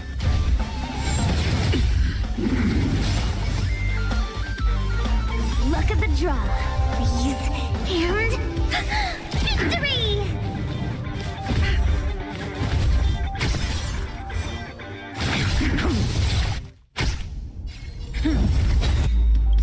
Lance ablaze. Lance forward.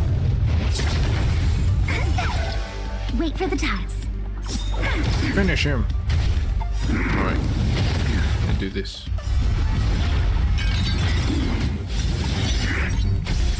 Failed to set you. Alright, preservation, finally. Attacking enemies, attacking players. Let's attack enemies. Fool's Mask. All blessings in possession are swapped in random blessings with the enhancement levels retained. But it's new. Alright, fine. Blessing lost. Oh, I lost my propagation. And my preservation. Okay, we got some propagation. Nihility, preservation, elation, nihility, the hunt. Alright. Beyond the Sky Choir, Anomaly, Archives, Part 1. When the Ancient Order was still watching over all life in the universe, during a downpour, a young man once barged into the sacred and silent stone chamber. He used a slab of stone as a deity's seat, then took the angle of the seat's right angle as a posture to greet a god. When he and his younger brother spread the song of their duet beyond the skies, he never imagined that he would thereafter be thrust into the role of the crown prince, bearing the crown in the chaos. He would slay his brother, and the duet would forever have lost half of its voice. What? What the hell is this? Sit on that chair. Adjust the curvature of your waist to a right angle. Feel the divine sensation. Join this choir. You will become a musical note. Fuck that. You adjust your waist to a right angle. Your muscles start cramping up. Disconnection with God. It doesn't seem to have healed your waist. Pained from working non-stop for credits. But you feel what it's like to sit straight. When all this ends, a dissonant interval is suddenly heard in the beyond the sky choir singing. It is said that this is when order and finality brush past each other. Hey, what? Nice.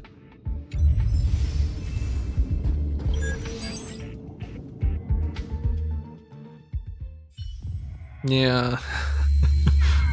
If I was taking this thing seriously, I probably would not choose that particular thing.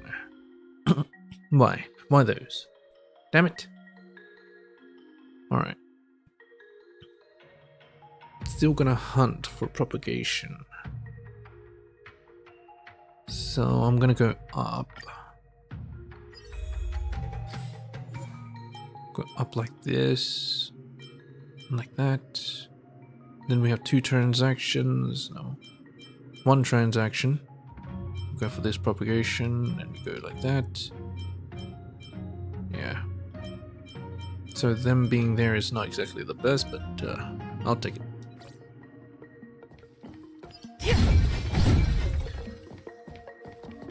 Do I have enough money? I do. And that's all my money. Yep. Can't do shit. Leave this place.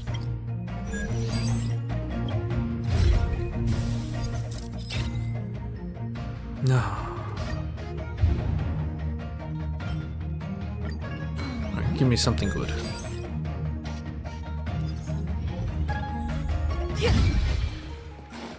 Not you bound the radish.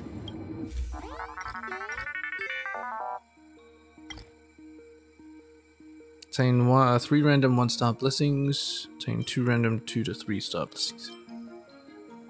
I'll pick this one. Oh, propagation. Enhanced. Oh, wait, what? Oh, I was enhancing.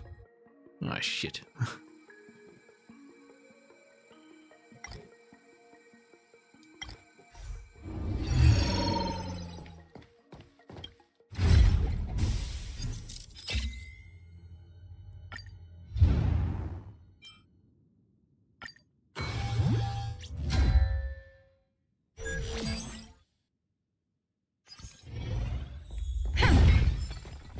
Maybe I was really lucky last time. Because this, I do not feel lucky anymore.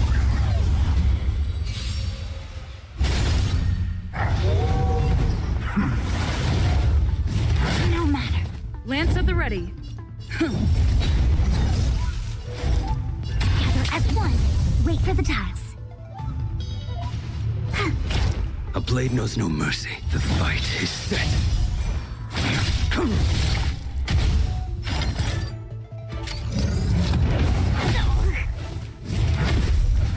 Yin and yang. I'm on guard.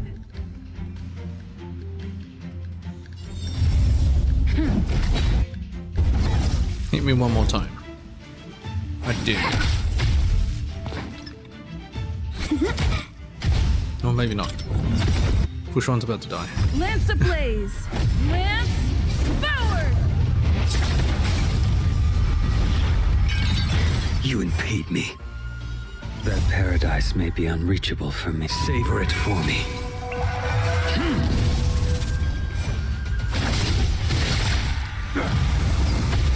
Was this fairy dust? Lance at the ready. Alright, I don't have to think again.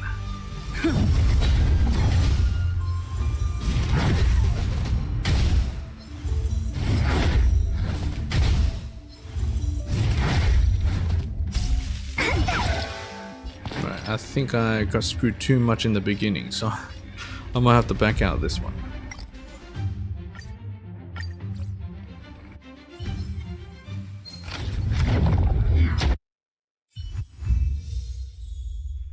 It's this damn curio at the very beginning. Got rid of all my shit. All my money.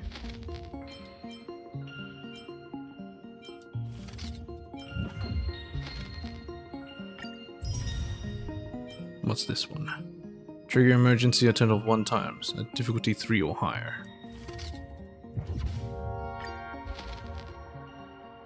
Let's try this again.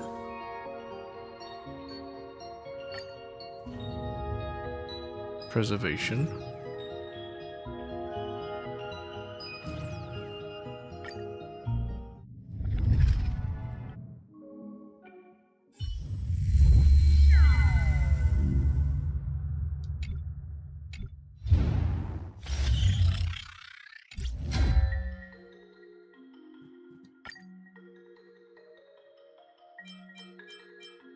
Contain 2 curios and 1 negative curio. Alright. Pretty sure there's a positive. There's also a positive. There's a negative. Randomly increase the chance for 1 character to be attacked by enemies for 5 turns. I have a tank. I can taunt that off. So that's fine.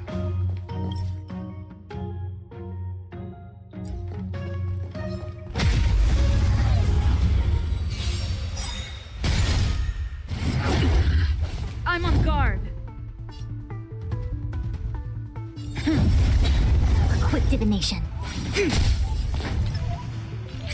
My turn.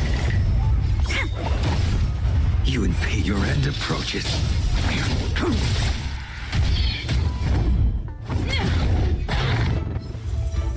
Not a scratch. Choose from strike. Gotcha.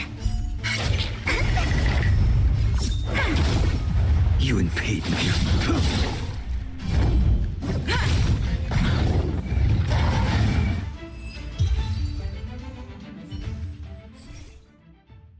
Preservation. Come on. I just want preservation. Don't give me anything else, just preservation. Or maybe propagation, but you know. All things human creations. It's time. I see through you.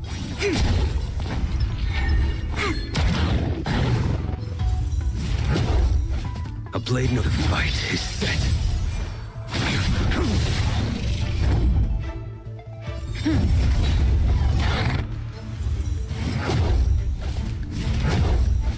A quick divination. Together as one. My turn. Luck of the draw, please. And victory! That paradise may savor it for me.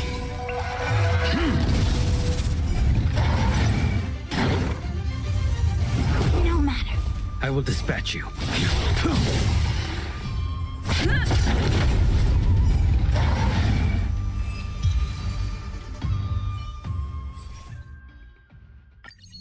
Gains a shield whenever they perform a weakness break.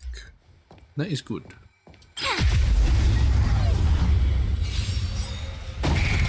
It's time. Converge and awaken. Wait. Your end approaches.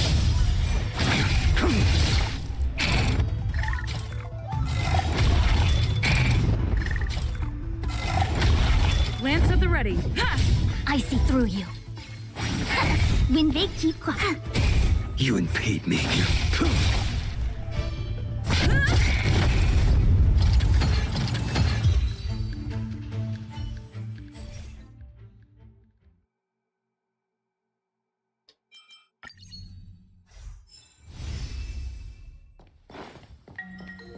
Is there anything up? No.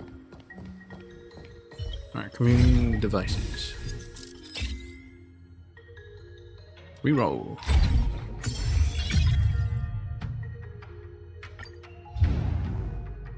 What?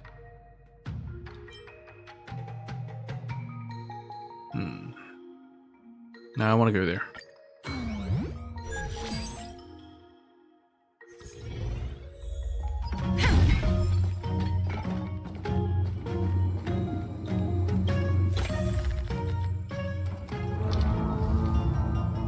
Voracious catastrophe. Encounter a group of ancient bloodthirsty behemoths in an ancient city of an abandoned star system. Their hot, steamy breaths brush against your face. There are signs of mutation on one of them. Its skin is covered by a layer of gilded hard shell, and it seems to be suffering from the mutation. You stare straight into its droopy eyes. Its whiskers are moving up and down. You notice it is protecting some cubs behind it.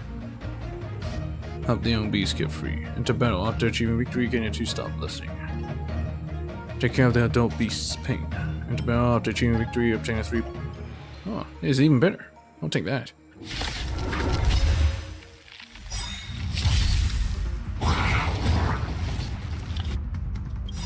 Lance ablaze! Lance forward! All things in this human creations. Sword loser! Stay alert! A quick divination. Together as one.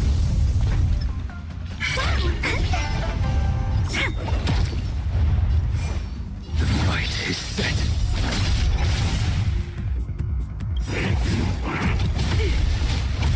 That paradise, savor it for me.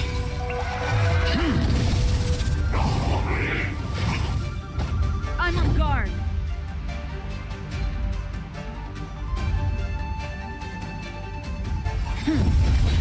I see through you. My turn.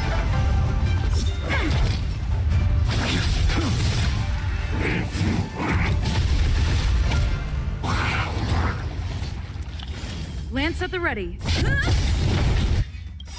Lance ablaze! Lance forward!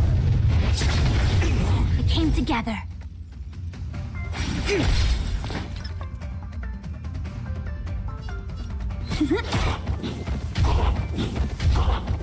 A blade knows no mercy. I'm on guard!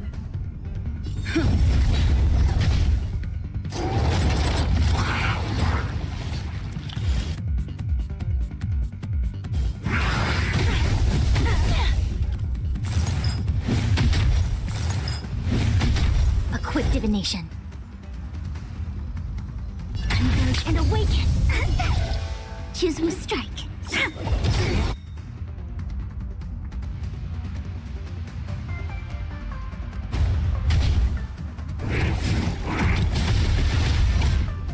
Just so close. I will dispatch you. Luck of the draw, please. And victory! Fail to set you.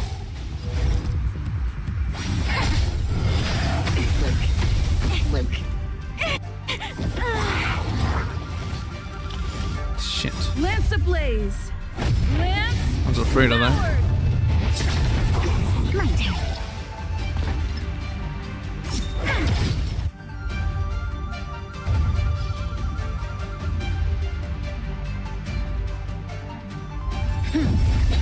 A blade knows no mercy. Your end approaches.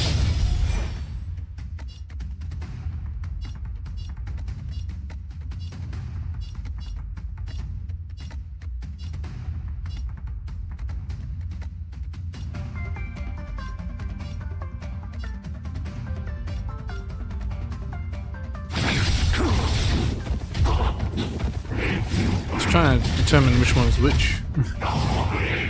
Very hard to tell. Wait for the top.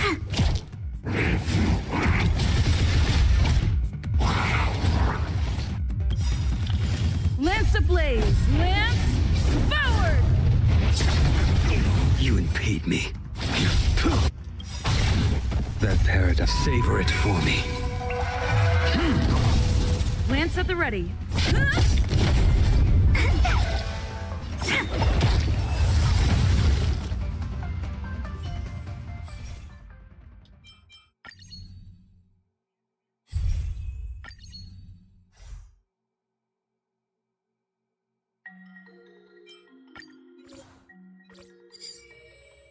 Nice, I got a preservation.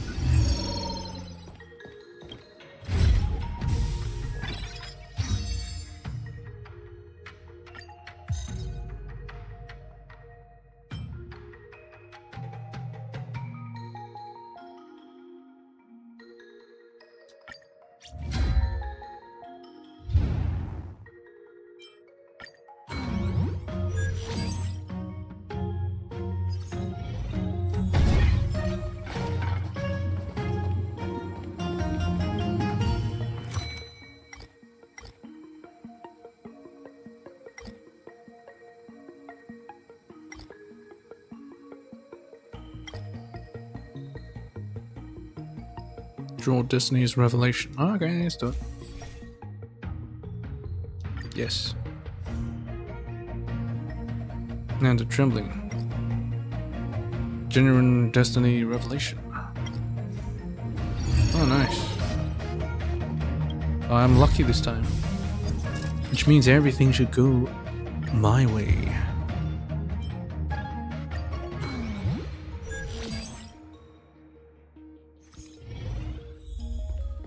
We need a strategy.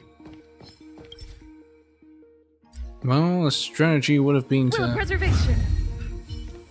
use Ching Chen to keep ourselves alive, but ain't gonna happen now.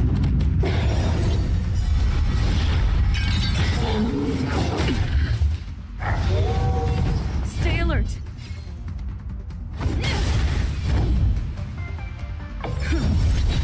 Choose my strike. Wow. My turn. The fight is set.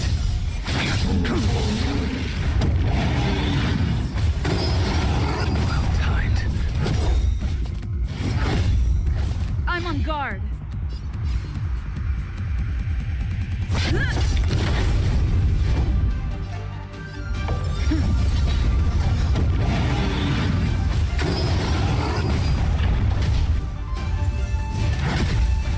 Wait for the times.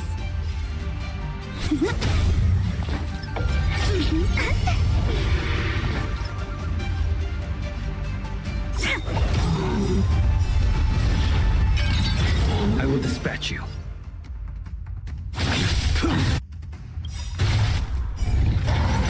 Lance ablaze. Lance forward.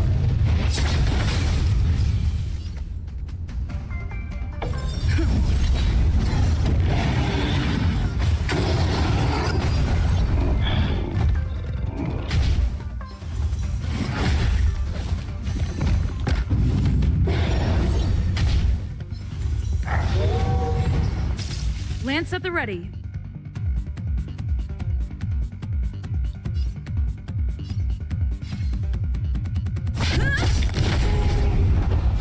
I'm on guard.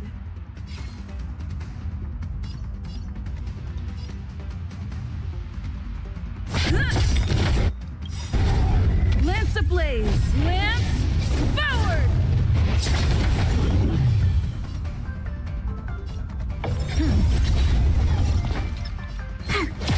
A blade knows no mercy. That paradise, savor it for me.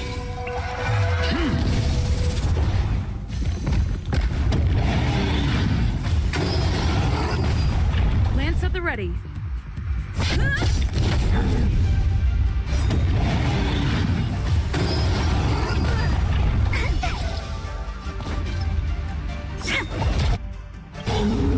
Luck of the draw, please. And victory! Would I actually be able to do this if I didn't have Ching Chen? Fail to stand you.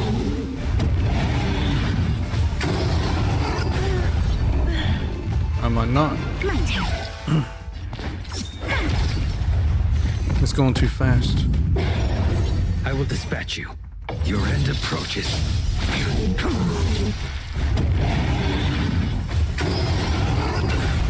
Choose my strike. Yeah. Ain't working.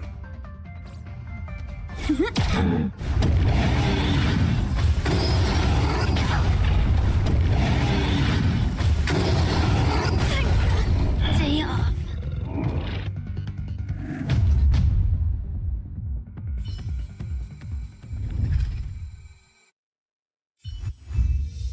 Maybe we can't do difficulty 4. Fine. Do difficulty 3.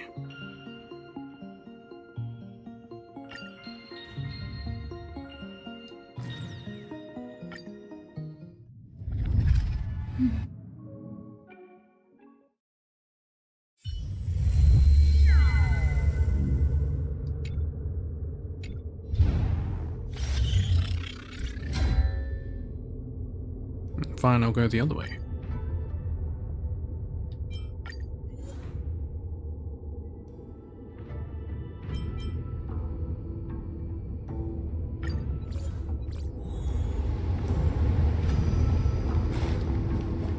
Will of preservation.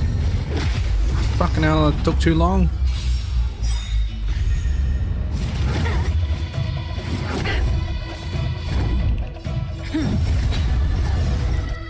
All things in the creations.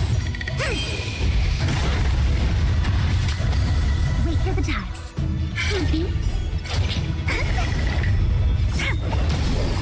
You and Lance at the ready.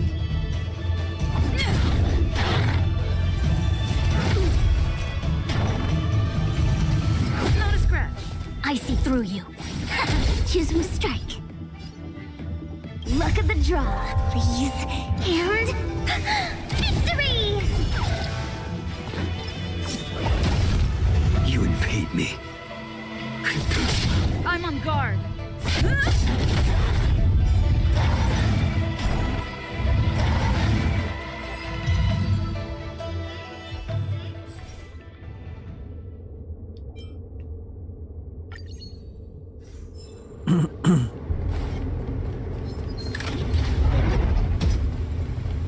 Come closer.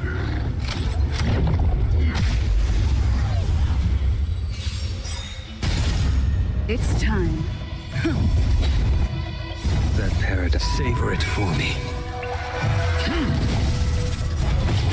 We came together. Converge and awaken. The fight is set. Lance at the ready. A quick divination.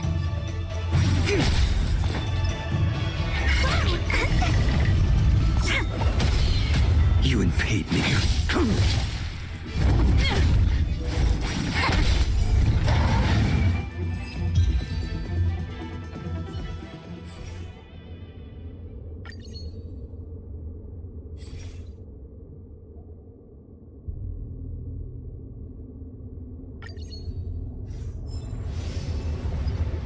Will of preservation.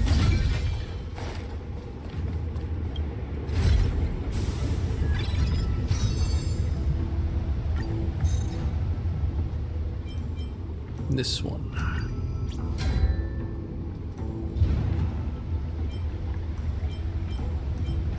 That'll make more sense to go like this because you go further. But yeah. And keep those cornerstones at bay. The Night's Beauty again.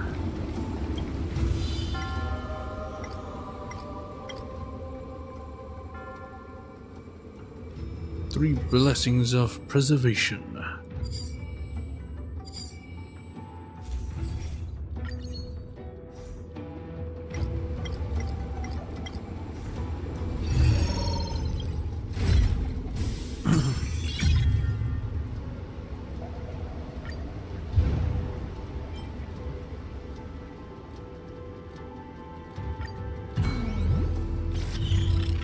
Emergency.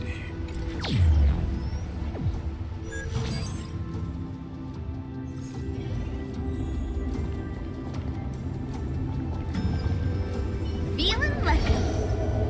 Infallible.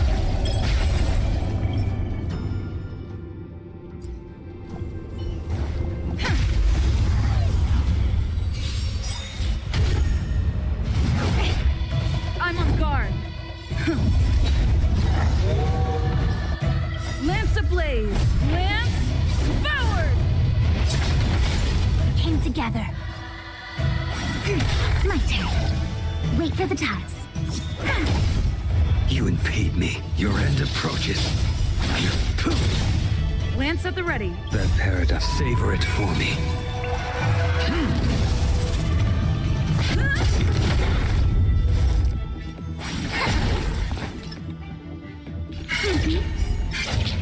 Gotcha.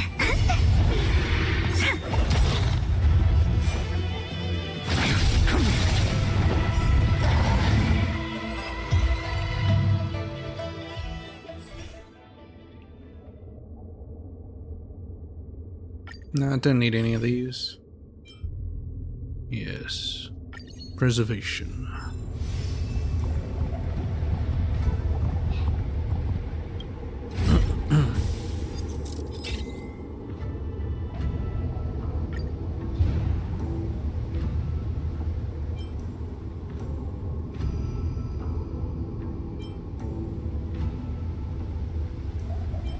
Should I go here or should I go here? Anyway, I have to go here.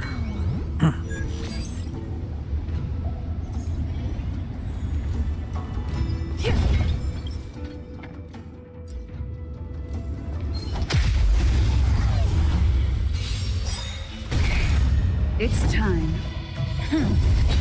I see those together as one. The fight is set.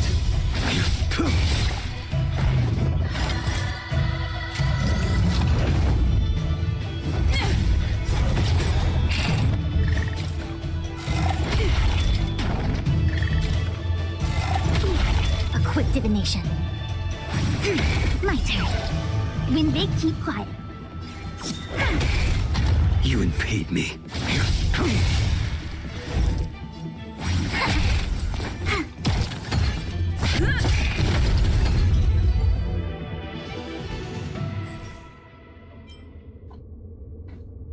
Moving debuff, nice.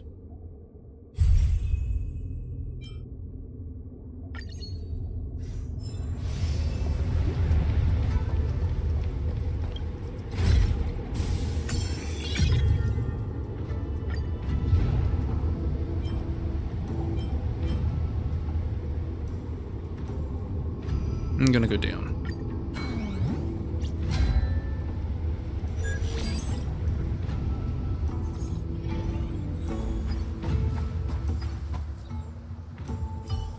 Will of preservation. Feeling lucky.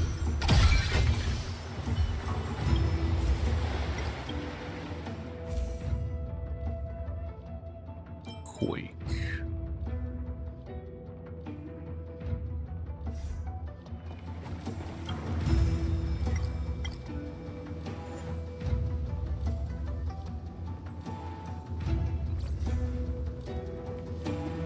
You know what? I think I'm good.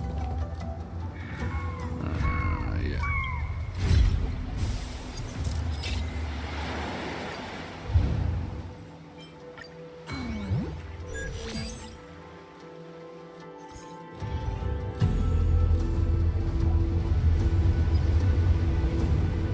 Infallible. First Praetorian. Take Spore.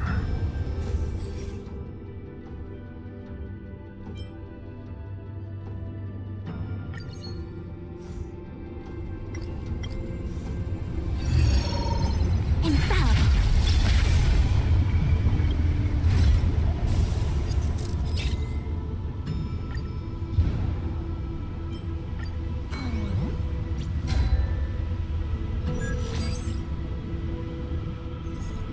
Be watchful, always.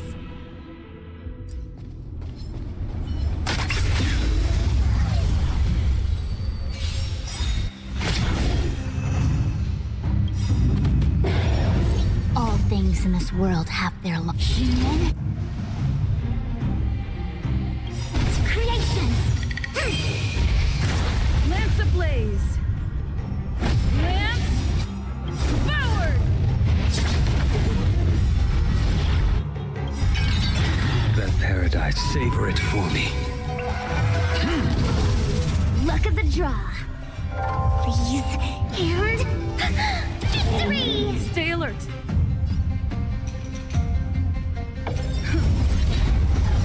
Hit me.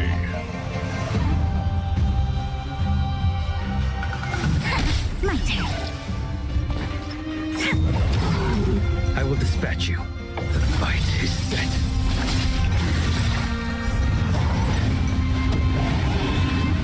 It's not taunted.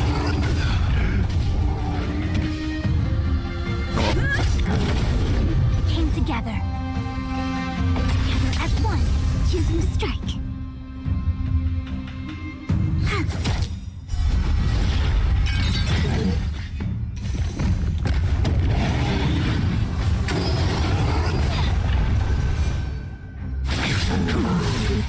Fail to set you. Lance at the ready. Lance ablaze. Lance forward.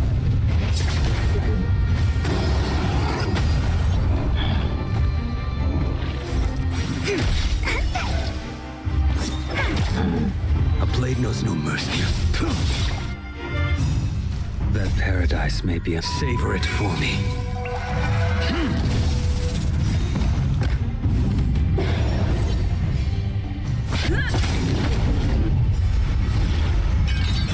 It came together. Wait for the tiles. Gotcha. Oh, this sucks. Stay calm. My turn.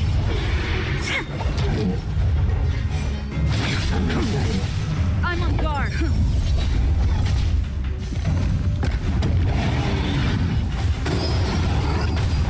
A quick divination. Converge and awaken. Should still attack still. No? Ran out taunt. Shit. Oh, retaunt. Lance ablaze. Lance forward.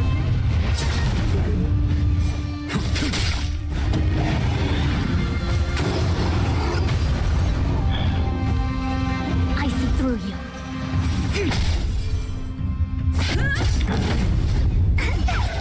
Choosing scrap.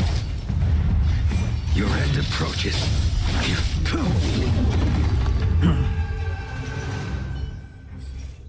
Alright, preservation, stackable shield, yes.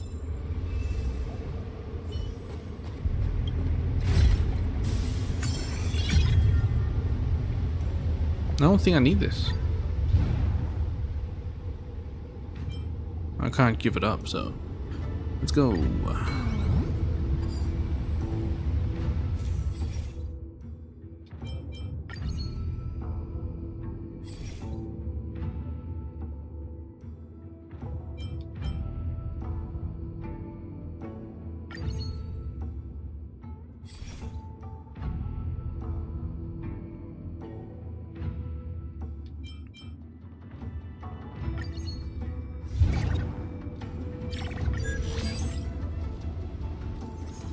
We need a strategy. Will of preservation. Infallible.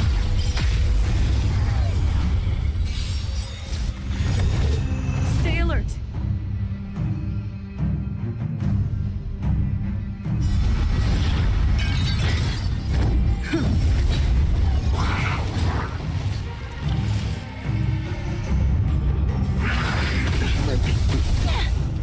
A quick divination. Wait for the tiles. Gotcha. My turn.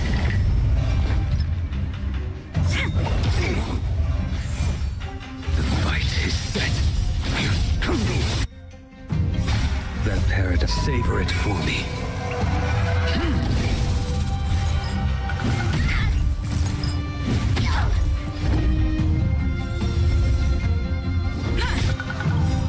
Lance ablaze. Lance forward. Make sure it doesn't absorb anything.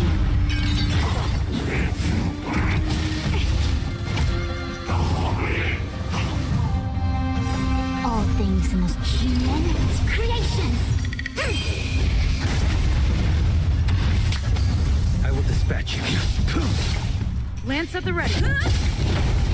When they keep quiet.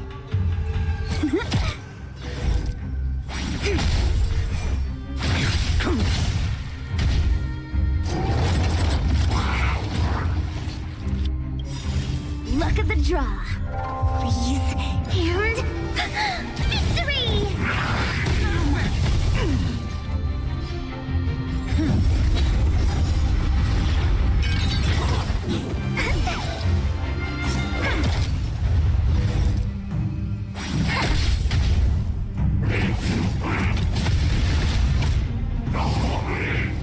Nope.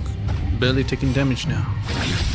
That's just one difficulty I'm on guard. difference. Lance ablaze. Lance forward. Why is it always so damn close? Together as one, choosing to strike. Lance at the ready. You impede me. Your end approaches. Come on.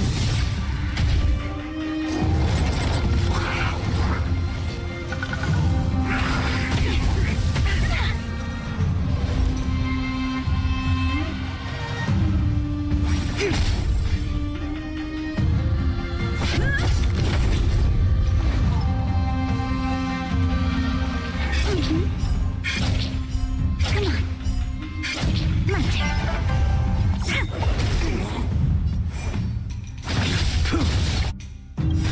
That paradox, savor it for me.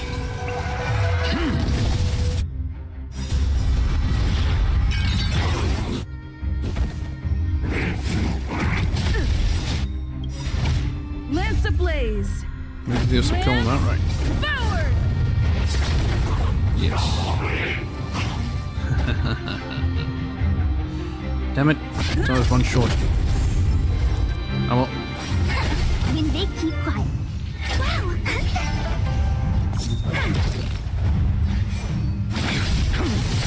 I'm on guard.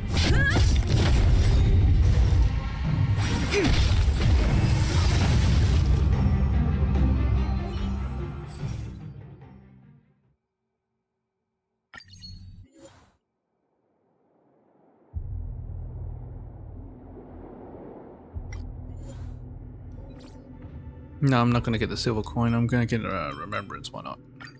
Why not? Okay. We've already read this. Join this choir. What happens if I do this? You will become a musical note. You understand the new language. That young prisoner had silently permitted everything to happen before he walked to the guillotine. This is the secret language of love and hate between two brothers, a whisper without a beginning or end. When all this ends, a dissonant interval is suddenly heard in the Beyond the Sky choir singing. It's said that this is when order and finality brush past each other.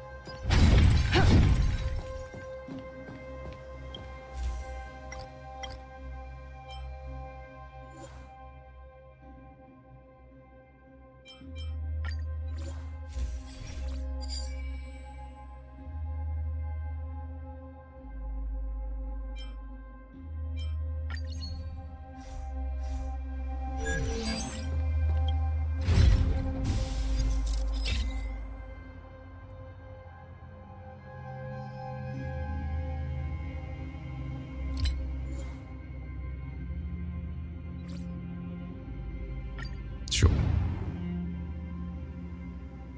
I think I'm gonna head up this way. Something like that.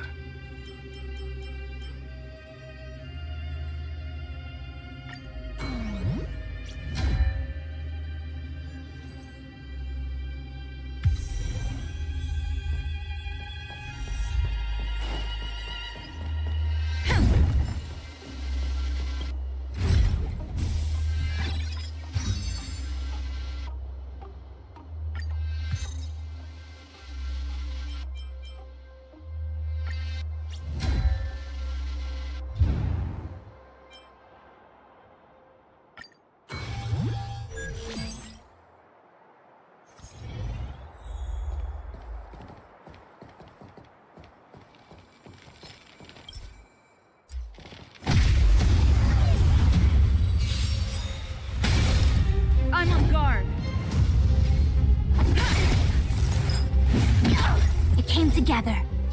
Converge and awaken. A blade knows no. The fight is set.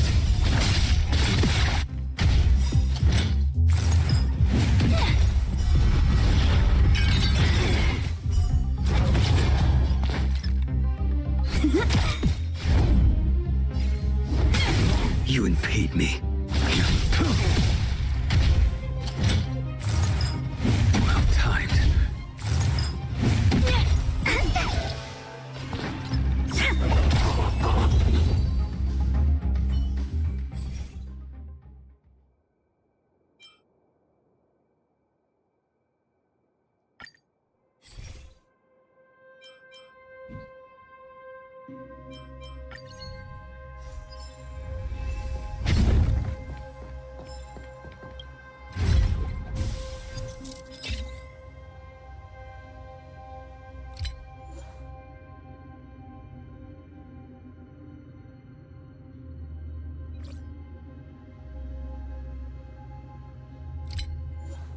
I'm gonna go into a thingy, so I might just reroll that. Nice. Plus 100, nice. Will of preservation. Alright, which one's this? Second Praetorian? Yeah. Drink the doctor's medicine. Spend 100 cosmic fragments. Enter battle and obtain a 1 to 2 star blessing of propagation.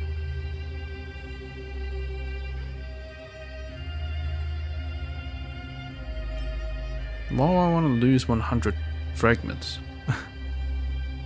Although I think it is randomized. This you get a blessing. We'll see what happens when I do this. You feel yourself getting weak. His stomach twisting and churning. Must be the fault of that Doctor of Chaos. It's time to take a detour and leave immediately. Okay, it's actually the worst outcome. I lost money for no reason.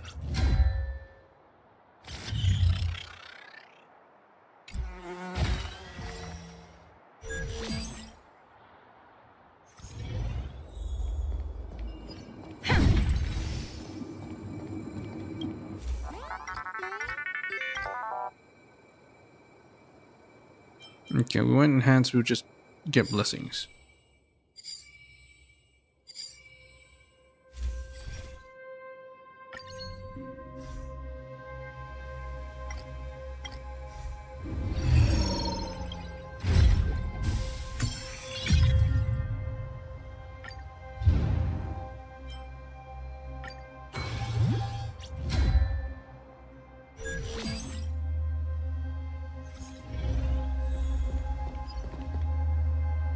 Feeling lucky. Infallible.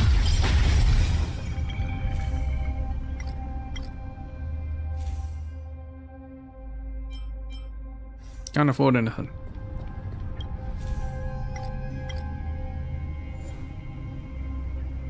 Still can't afford anything.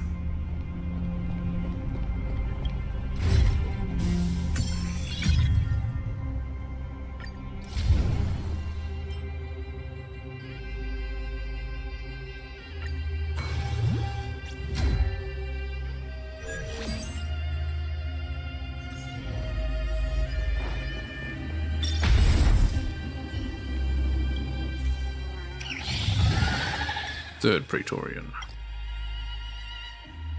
Join battle and kill them.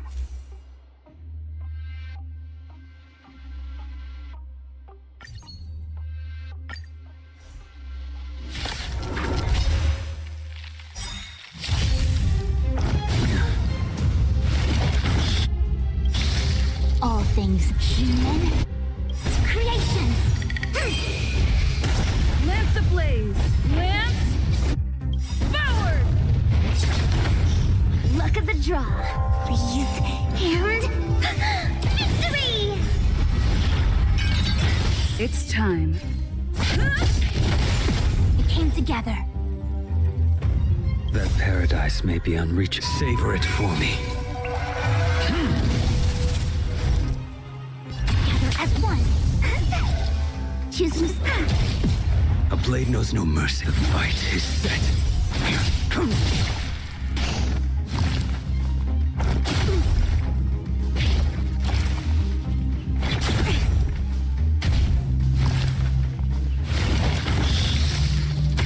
I'm on guard.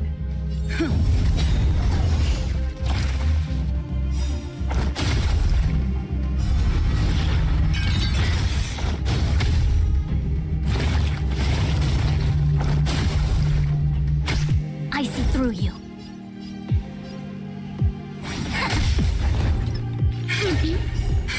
My turn.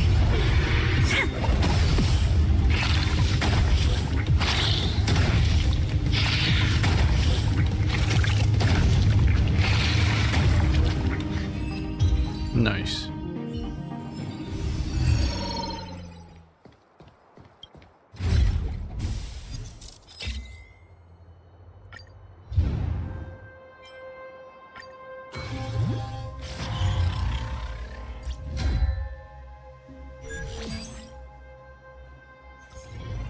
Helena disarray.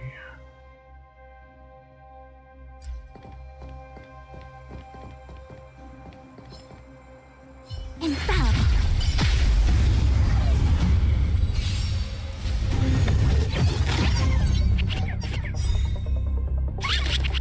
Not a scratch. Stay alert. Lance ablaze. Lance forward.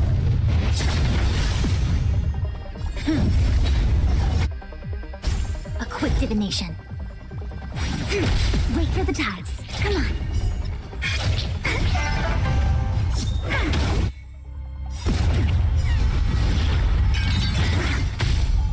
Your end approaches.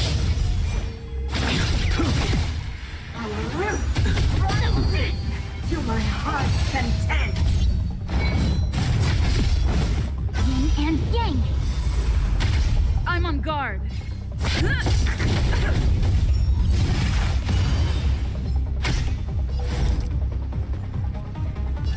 as one.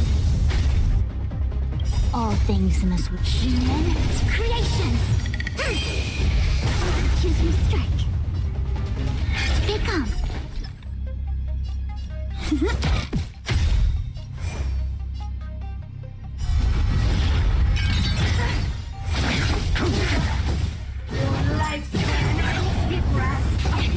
Run a siphon.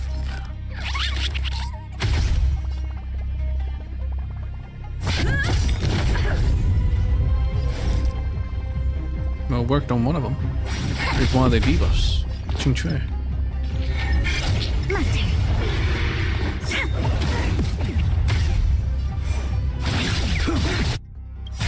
That paradise, savor it for me.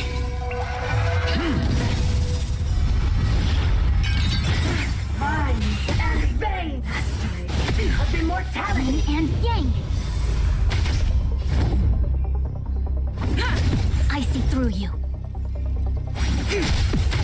Wait for the tides. Entangle. That arrogance. Run. Fail to set you. Lance at the ready. Punishment. Armor. Grasp nature. Lance ablaze. Lance forward.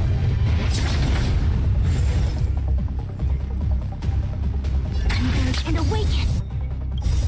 Human creations. Luck of the draw, please. And victory!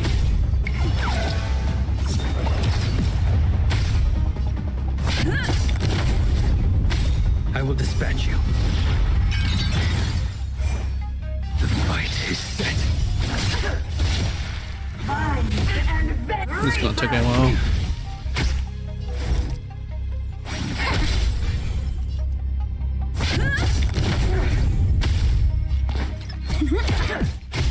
A blade knows no mercy. The That paradise, savor it for me. To my heart's content. I'm on guard.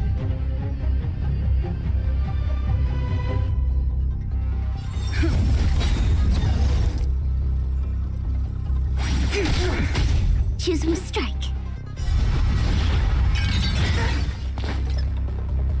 Gotcha, my turn. Your lifespan is the breath of nature. Fail to stand. Lance. A quick divination. Wait for the tiles.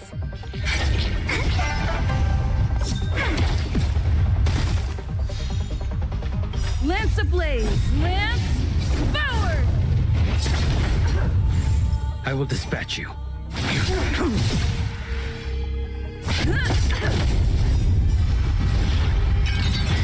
Mind and vein! Mastery of immortality!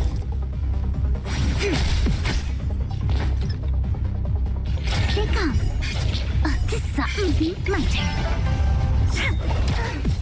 Entangle! That arrogance lie! I'm on guard. A blade knows no mercy. Your end approaches. I see through you. Converge and awaken. Human creations. Choose me strike. Punishment! The odd grasp of nature! Lance at the ready.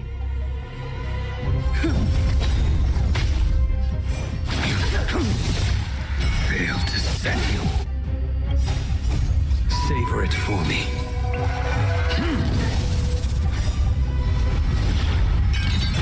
A quick divination. Mind and vein! Reaper!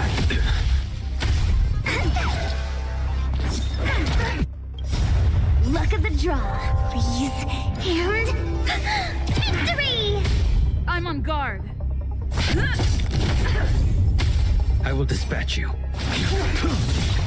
Our roots run deep to my heart's content.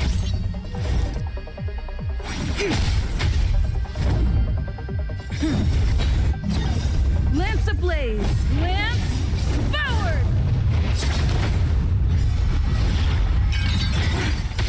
My turn. Wait for the top. Your lifespan is the breath of nature.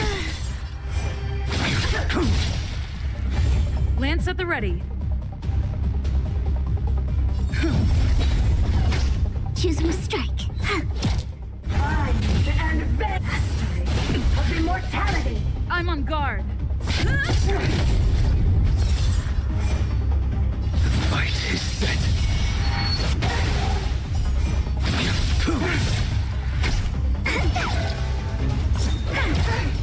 Entangle!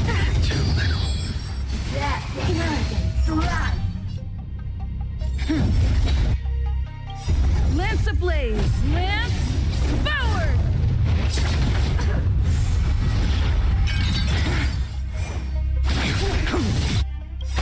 That paradise, savor it for me. Punishment Unfulfilled wish of nature! is taking forever. Mind and vein! Reaper! Too little. Wait for the tiles.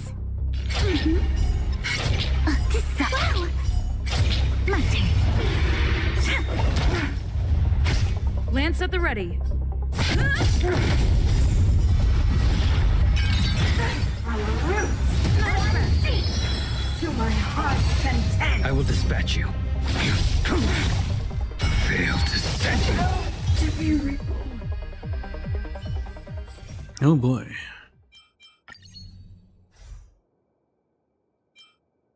Might as well.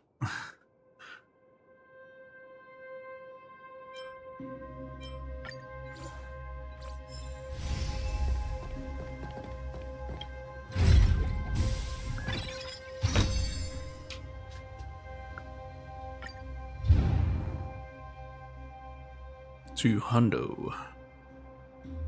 Now a fire propagation. Not sure if we can survive this. Will of preservation.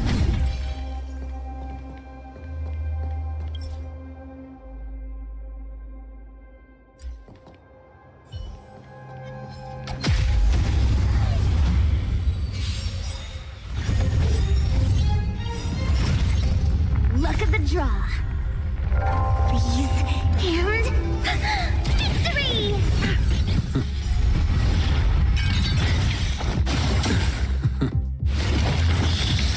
It's time. Yeah, this pig's gonna kill me.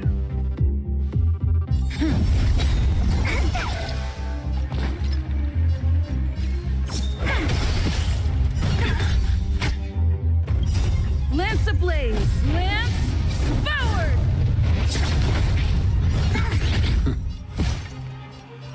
Your end approaches.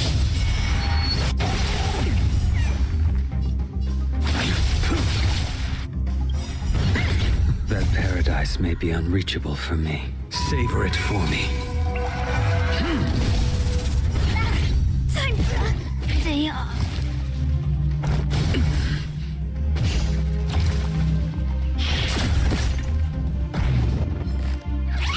Why does it have to be a destruction pig? Ah, fuck this. Well, today has been a waste of time. I can't do any of these.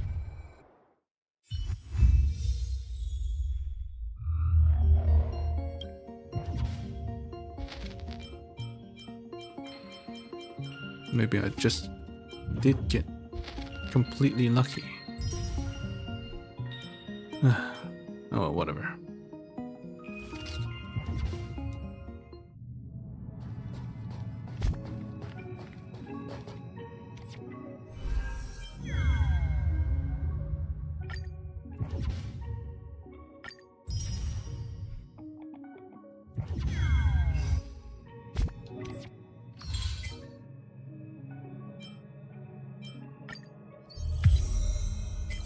Oh, cool. Alright. I'm gonna buy the battle pass. Let's see. I could go to the Polycon. Oh no. Read something first.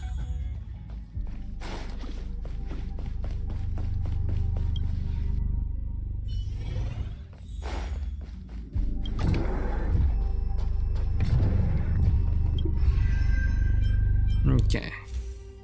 We start with a relic. Might as well start from the start, I guess. Passerby of Wandering Cloud. The healer set. Passerby's rejuvenated wooden hairstick. A withered twig that was used as a hairstick, with new flower buds sprouting on the end. Now the past is long gone, and the stick inlaid with parcel gilt flower buds commemorates the beginning of a new life. Passerby's ragged embroidered coat. An old coat with a ragged hemline. The embroidery has been ruined by blade marks. Flesh heals quickly, but a coat does not, nor does a person's pain.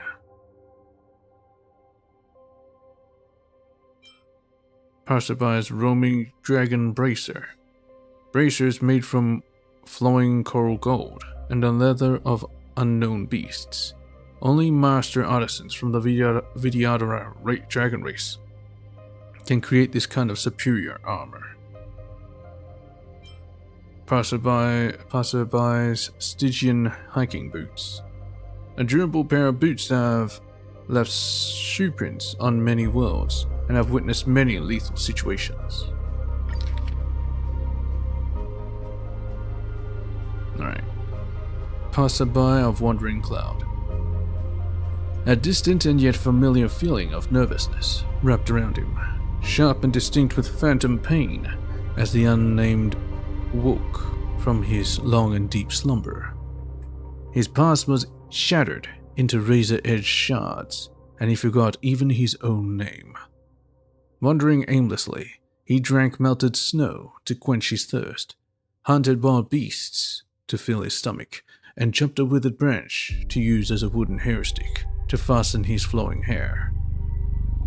Like the incessantly flowing stream of a mountain spring, his long black hair never ceased growing. His flesh twitched and throbbed beneath his skin, like river calms flipping and swarming. Fascinating powers ceaselessly reconstructed his body, bringing an everlasting pain of bones and tendons rupturing and healing. As countless phantom agonies and torment tore through his body, his shattered parts was also beginning to come together.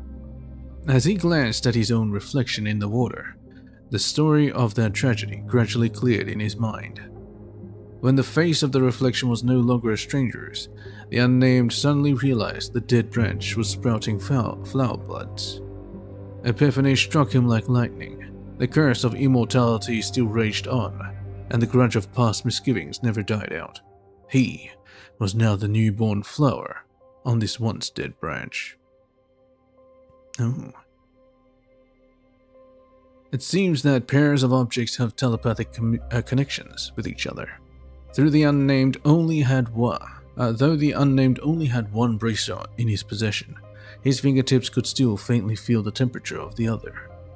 He closed his eyes, trying his best to extract any information about the other bracer from the tenuous connection, be it its location or master. A slender yet strong hand once wore the other bracer. That owner, whose sharp spear glinted with a cold light and flourished like shooting stars, once sparred with the unnamed. That owner also once shared company and drinks with the unnamed, the two of them simply gazing at the moon with no words exchanged. However, in the end, it was also this person who stubbornly adhered to their plans with the unnamed, turned the beloved into a monstrosity, and pushed all into an abyss of eternal hatred and remorse. Pairs of objects are destined for an eventual reunion. The long years of grudges and hatred between them should be savored, like ice-cold aged liquor. One slow sip after another, until the bottle of resentment is finally empty. Would the wearer of the other bracer feel the same? The unnamed didn't want to know.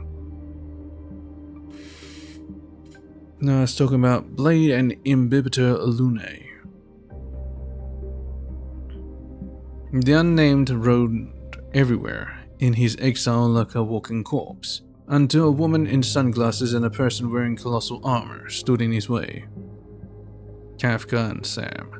Before they could extend the invitation, the unnamed had already unsheathed his sword in refusal. After an exchange of blows, the smiling woman offered a deal that the unnamed could not refuse. The unnamed accepted the deal, obtaining a new identity, and went back to the world of civilization and order. The unnamed was brought into a tailor's shop, where his sizes were measured and presentable clothes were custom made. People even dressed his hair, groomed his face, and made him regain his old appearance. In a trance, he began to lose track of time. In hazy memories of the olden days, he finally made up his mind to gift his bosom friend with his handmade jade flask, only to realize that with a shock that person he longed for was no longer there. He realized that everything he relied on to walk this earth, this body, this life, this love and hatred, and even this set of clothes, were just loaned items. He will repay all of them in full, then draw his last breath. The unnamed followed the slave's orders and traveled to the other side of the sky with his new companions, Destiny's slave, Elio. He walked with bewilderment and hatred among countless worlds, often finding himself in grave crises of life and death. He had long forgotten the joy of creation, lost in his hurries from one battlefield to the next. In his past battles, he had sustained an innumerable number of sword slashes and cuts. In his past defeats, his body was splintered and smashed into pieces over and over again. His opponent would always end the battle with one finishing move, right through his heart. And now all those masterly sword moves that induced his numerous scars were forever imprinted in his memory, and his martial prowess was refined in countless lethal encounters. The unnamed wielded his sword and slashed his way through obstacles for his allies. Wherever he fell, he rose right up, over and over again. He seemed to have let go of all his hatred in his dedication to the sword dance. The slave promised to bring an eternal end and a final funeral to the unnamed's life, and to everything he had ever hated. The unnamed nodded, put his sword back in his sheath, then raced to the next world. If life could be deemed as a continuous journey, then the unnamed wishes to step over the pool of blood made of all whom he deeply resented before reaching his own end. Yep, that's Blade. Bladey boy. About Musketeer of the Wild Wheat. I'll probably read this and then I'll finish up. Musketeer of Wild Wheat. Musketeer's wild wheat felt hat. A cowboy hat decorated with wild wheat. A mark of the legendary Musketeer Oakley.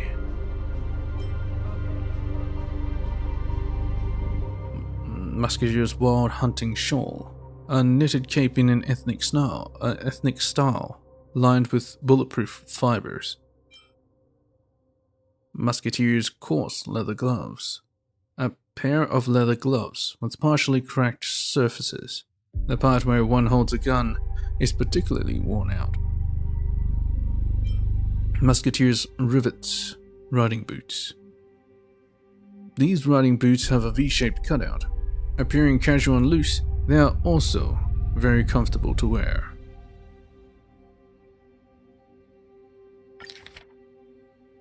Musketeer of Wild Wheat. Oakley inherited his felt hat from her deceased father. Now that she tucked ears of wheat into the hat as ornaments, it looked much cuter than before.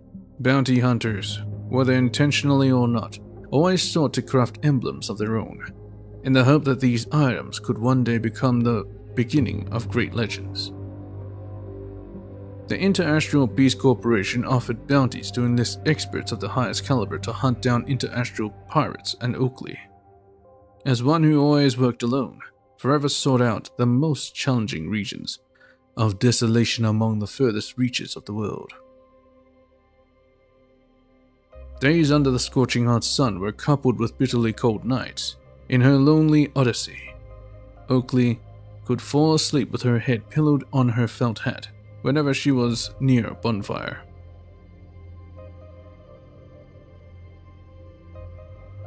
All her dreams were intruded by a mysterious gunslinger who claimed to be a bounty hunter from afar. His scrawny figure was in sharp contrast with his fiercely stern gaze. The gunslinger challenged Oakley's father to a duel to the death at high noon. Shots were fired, and felt hat was dropped, and Oakley's father was falling backwards to the ground, followed by the sounds of weeping and wailing from Oakley's mother. Little Oakley gawked at the gunslinger in stupor, whose aptitude with the gun was so superb that her father could never stand a chance. Waking up, there would be traces of damp tears on Oakley's felt hat. As a child, she learned how to shoot a gun only because she had wanted her father's handsome and stylish hat. Young Oakley practiced and practiced. She trained in the ranch from dawn to dusk. At times, her father felt surreptitiously surprised by and proud of little Oakley's talents, while other times he fretted over her future living the life of a musketeer. Oakley's mother seemed to be the only one who actually cared and felt for young Oakley's tender little hands, often blaming Oakley's father for teaching her how to fire a gun. From the time of that fateful duel to the time when she scored her first ever bounty, earning much of her later fame, Oakley had used the same pair of worn gloves for years. Her peers didn't understand her insistence on wearing the same pair of broken gloves. Only she knew the conflicting emotions within those gloves, for they were the parting gifts her mother gave her. What sort of emotional struggles must Oakley's mother have gone through when she had been so stubbornly opposed to Oakley learning her way around guns? After that duel, her mother wept unceasingly in Oakley's arms, Oakley didn't say anything, but her mother had already read Oakley's thoughts. She wanted revenge. A musketeer should never show their opening first when dueling. Oakley could discreetly load bullets into the chamber and lock onto the mark without alarming her targets. For any onlookers, her loose-fitting cloak never moved 1 inch until the shot was fired. No one could figure out how she did it. Intricate moves should be done under the cover of the cloak. The duel must be over before the bullet had left the gun, her father repeatedly emphasized. After accidentally encountering a group of armed bandits, Oakley calmed, steadied herself, and observed the situation. Before pulling out her gun, she had remained upright, like a mountain rock that had not been moved in centuries. She finished all her preparations before the bandits could even move a finger. After a round of clear-sounding shots, Oakley intentionally let go of one bandit to send out a warning to the whole cohort. Thoughtless, expressionless, often leaving her opponents with no hope of ever defeating her. That was how her fellow bounty hunters viewed Oakley.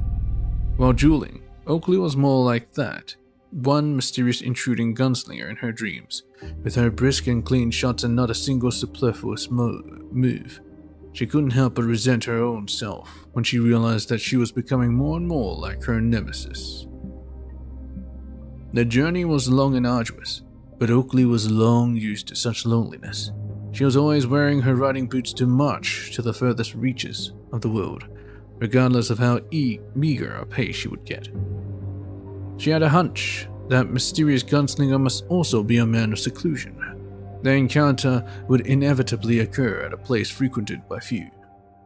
After coming by a harmonica, Oakley spent most of her alone time in intermittent practicing of songs. Her audience, no one but tarantulas, sandstorms, and tumbleweeds.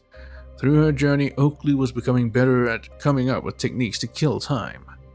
It was said that Wind had once stood and listened to Oakley's play on the harmonica, only leaving when the whole song came to an end. The IPC offered bounty hunters plenty of opportunities for interstellar traveling, and the destination was never a concern for this particular lone musketeer. Sometimes Oakley did wonder if she was just chasing a phantom all this time, since that mysterious gunslinger was long gone without a trace. Sometimes it seemed that all Oakley ever did was to set out for one mission after another. Oakley insisted, however, that as long as her fame as the Wild Wheat was far-reaching enough, the mysterious gunslinger would eventually show up at her door, just like how he once did at the ranch to duel her father. Oh. This is a character called Oakley. Now we know.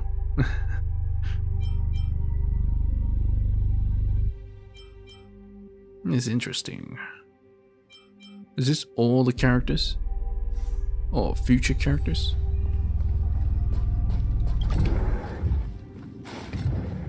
Usually it's not a playable character that they what's her face? Fushuan better. I need Fushuan to be better. Alright.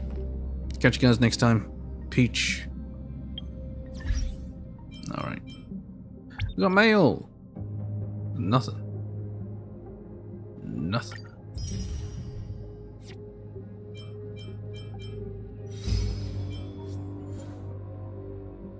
Single battle, use the character to play to restore his HP from less than or equal to 5% to greater. Then equal to 30% in one single action 2 times.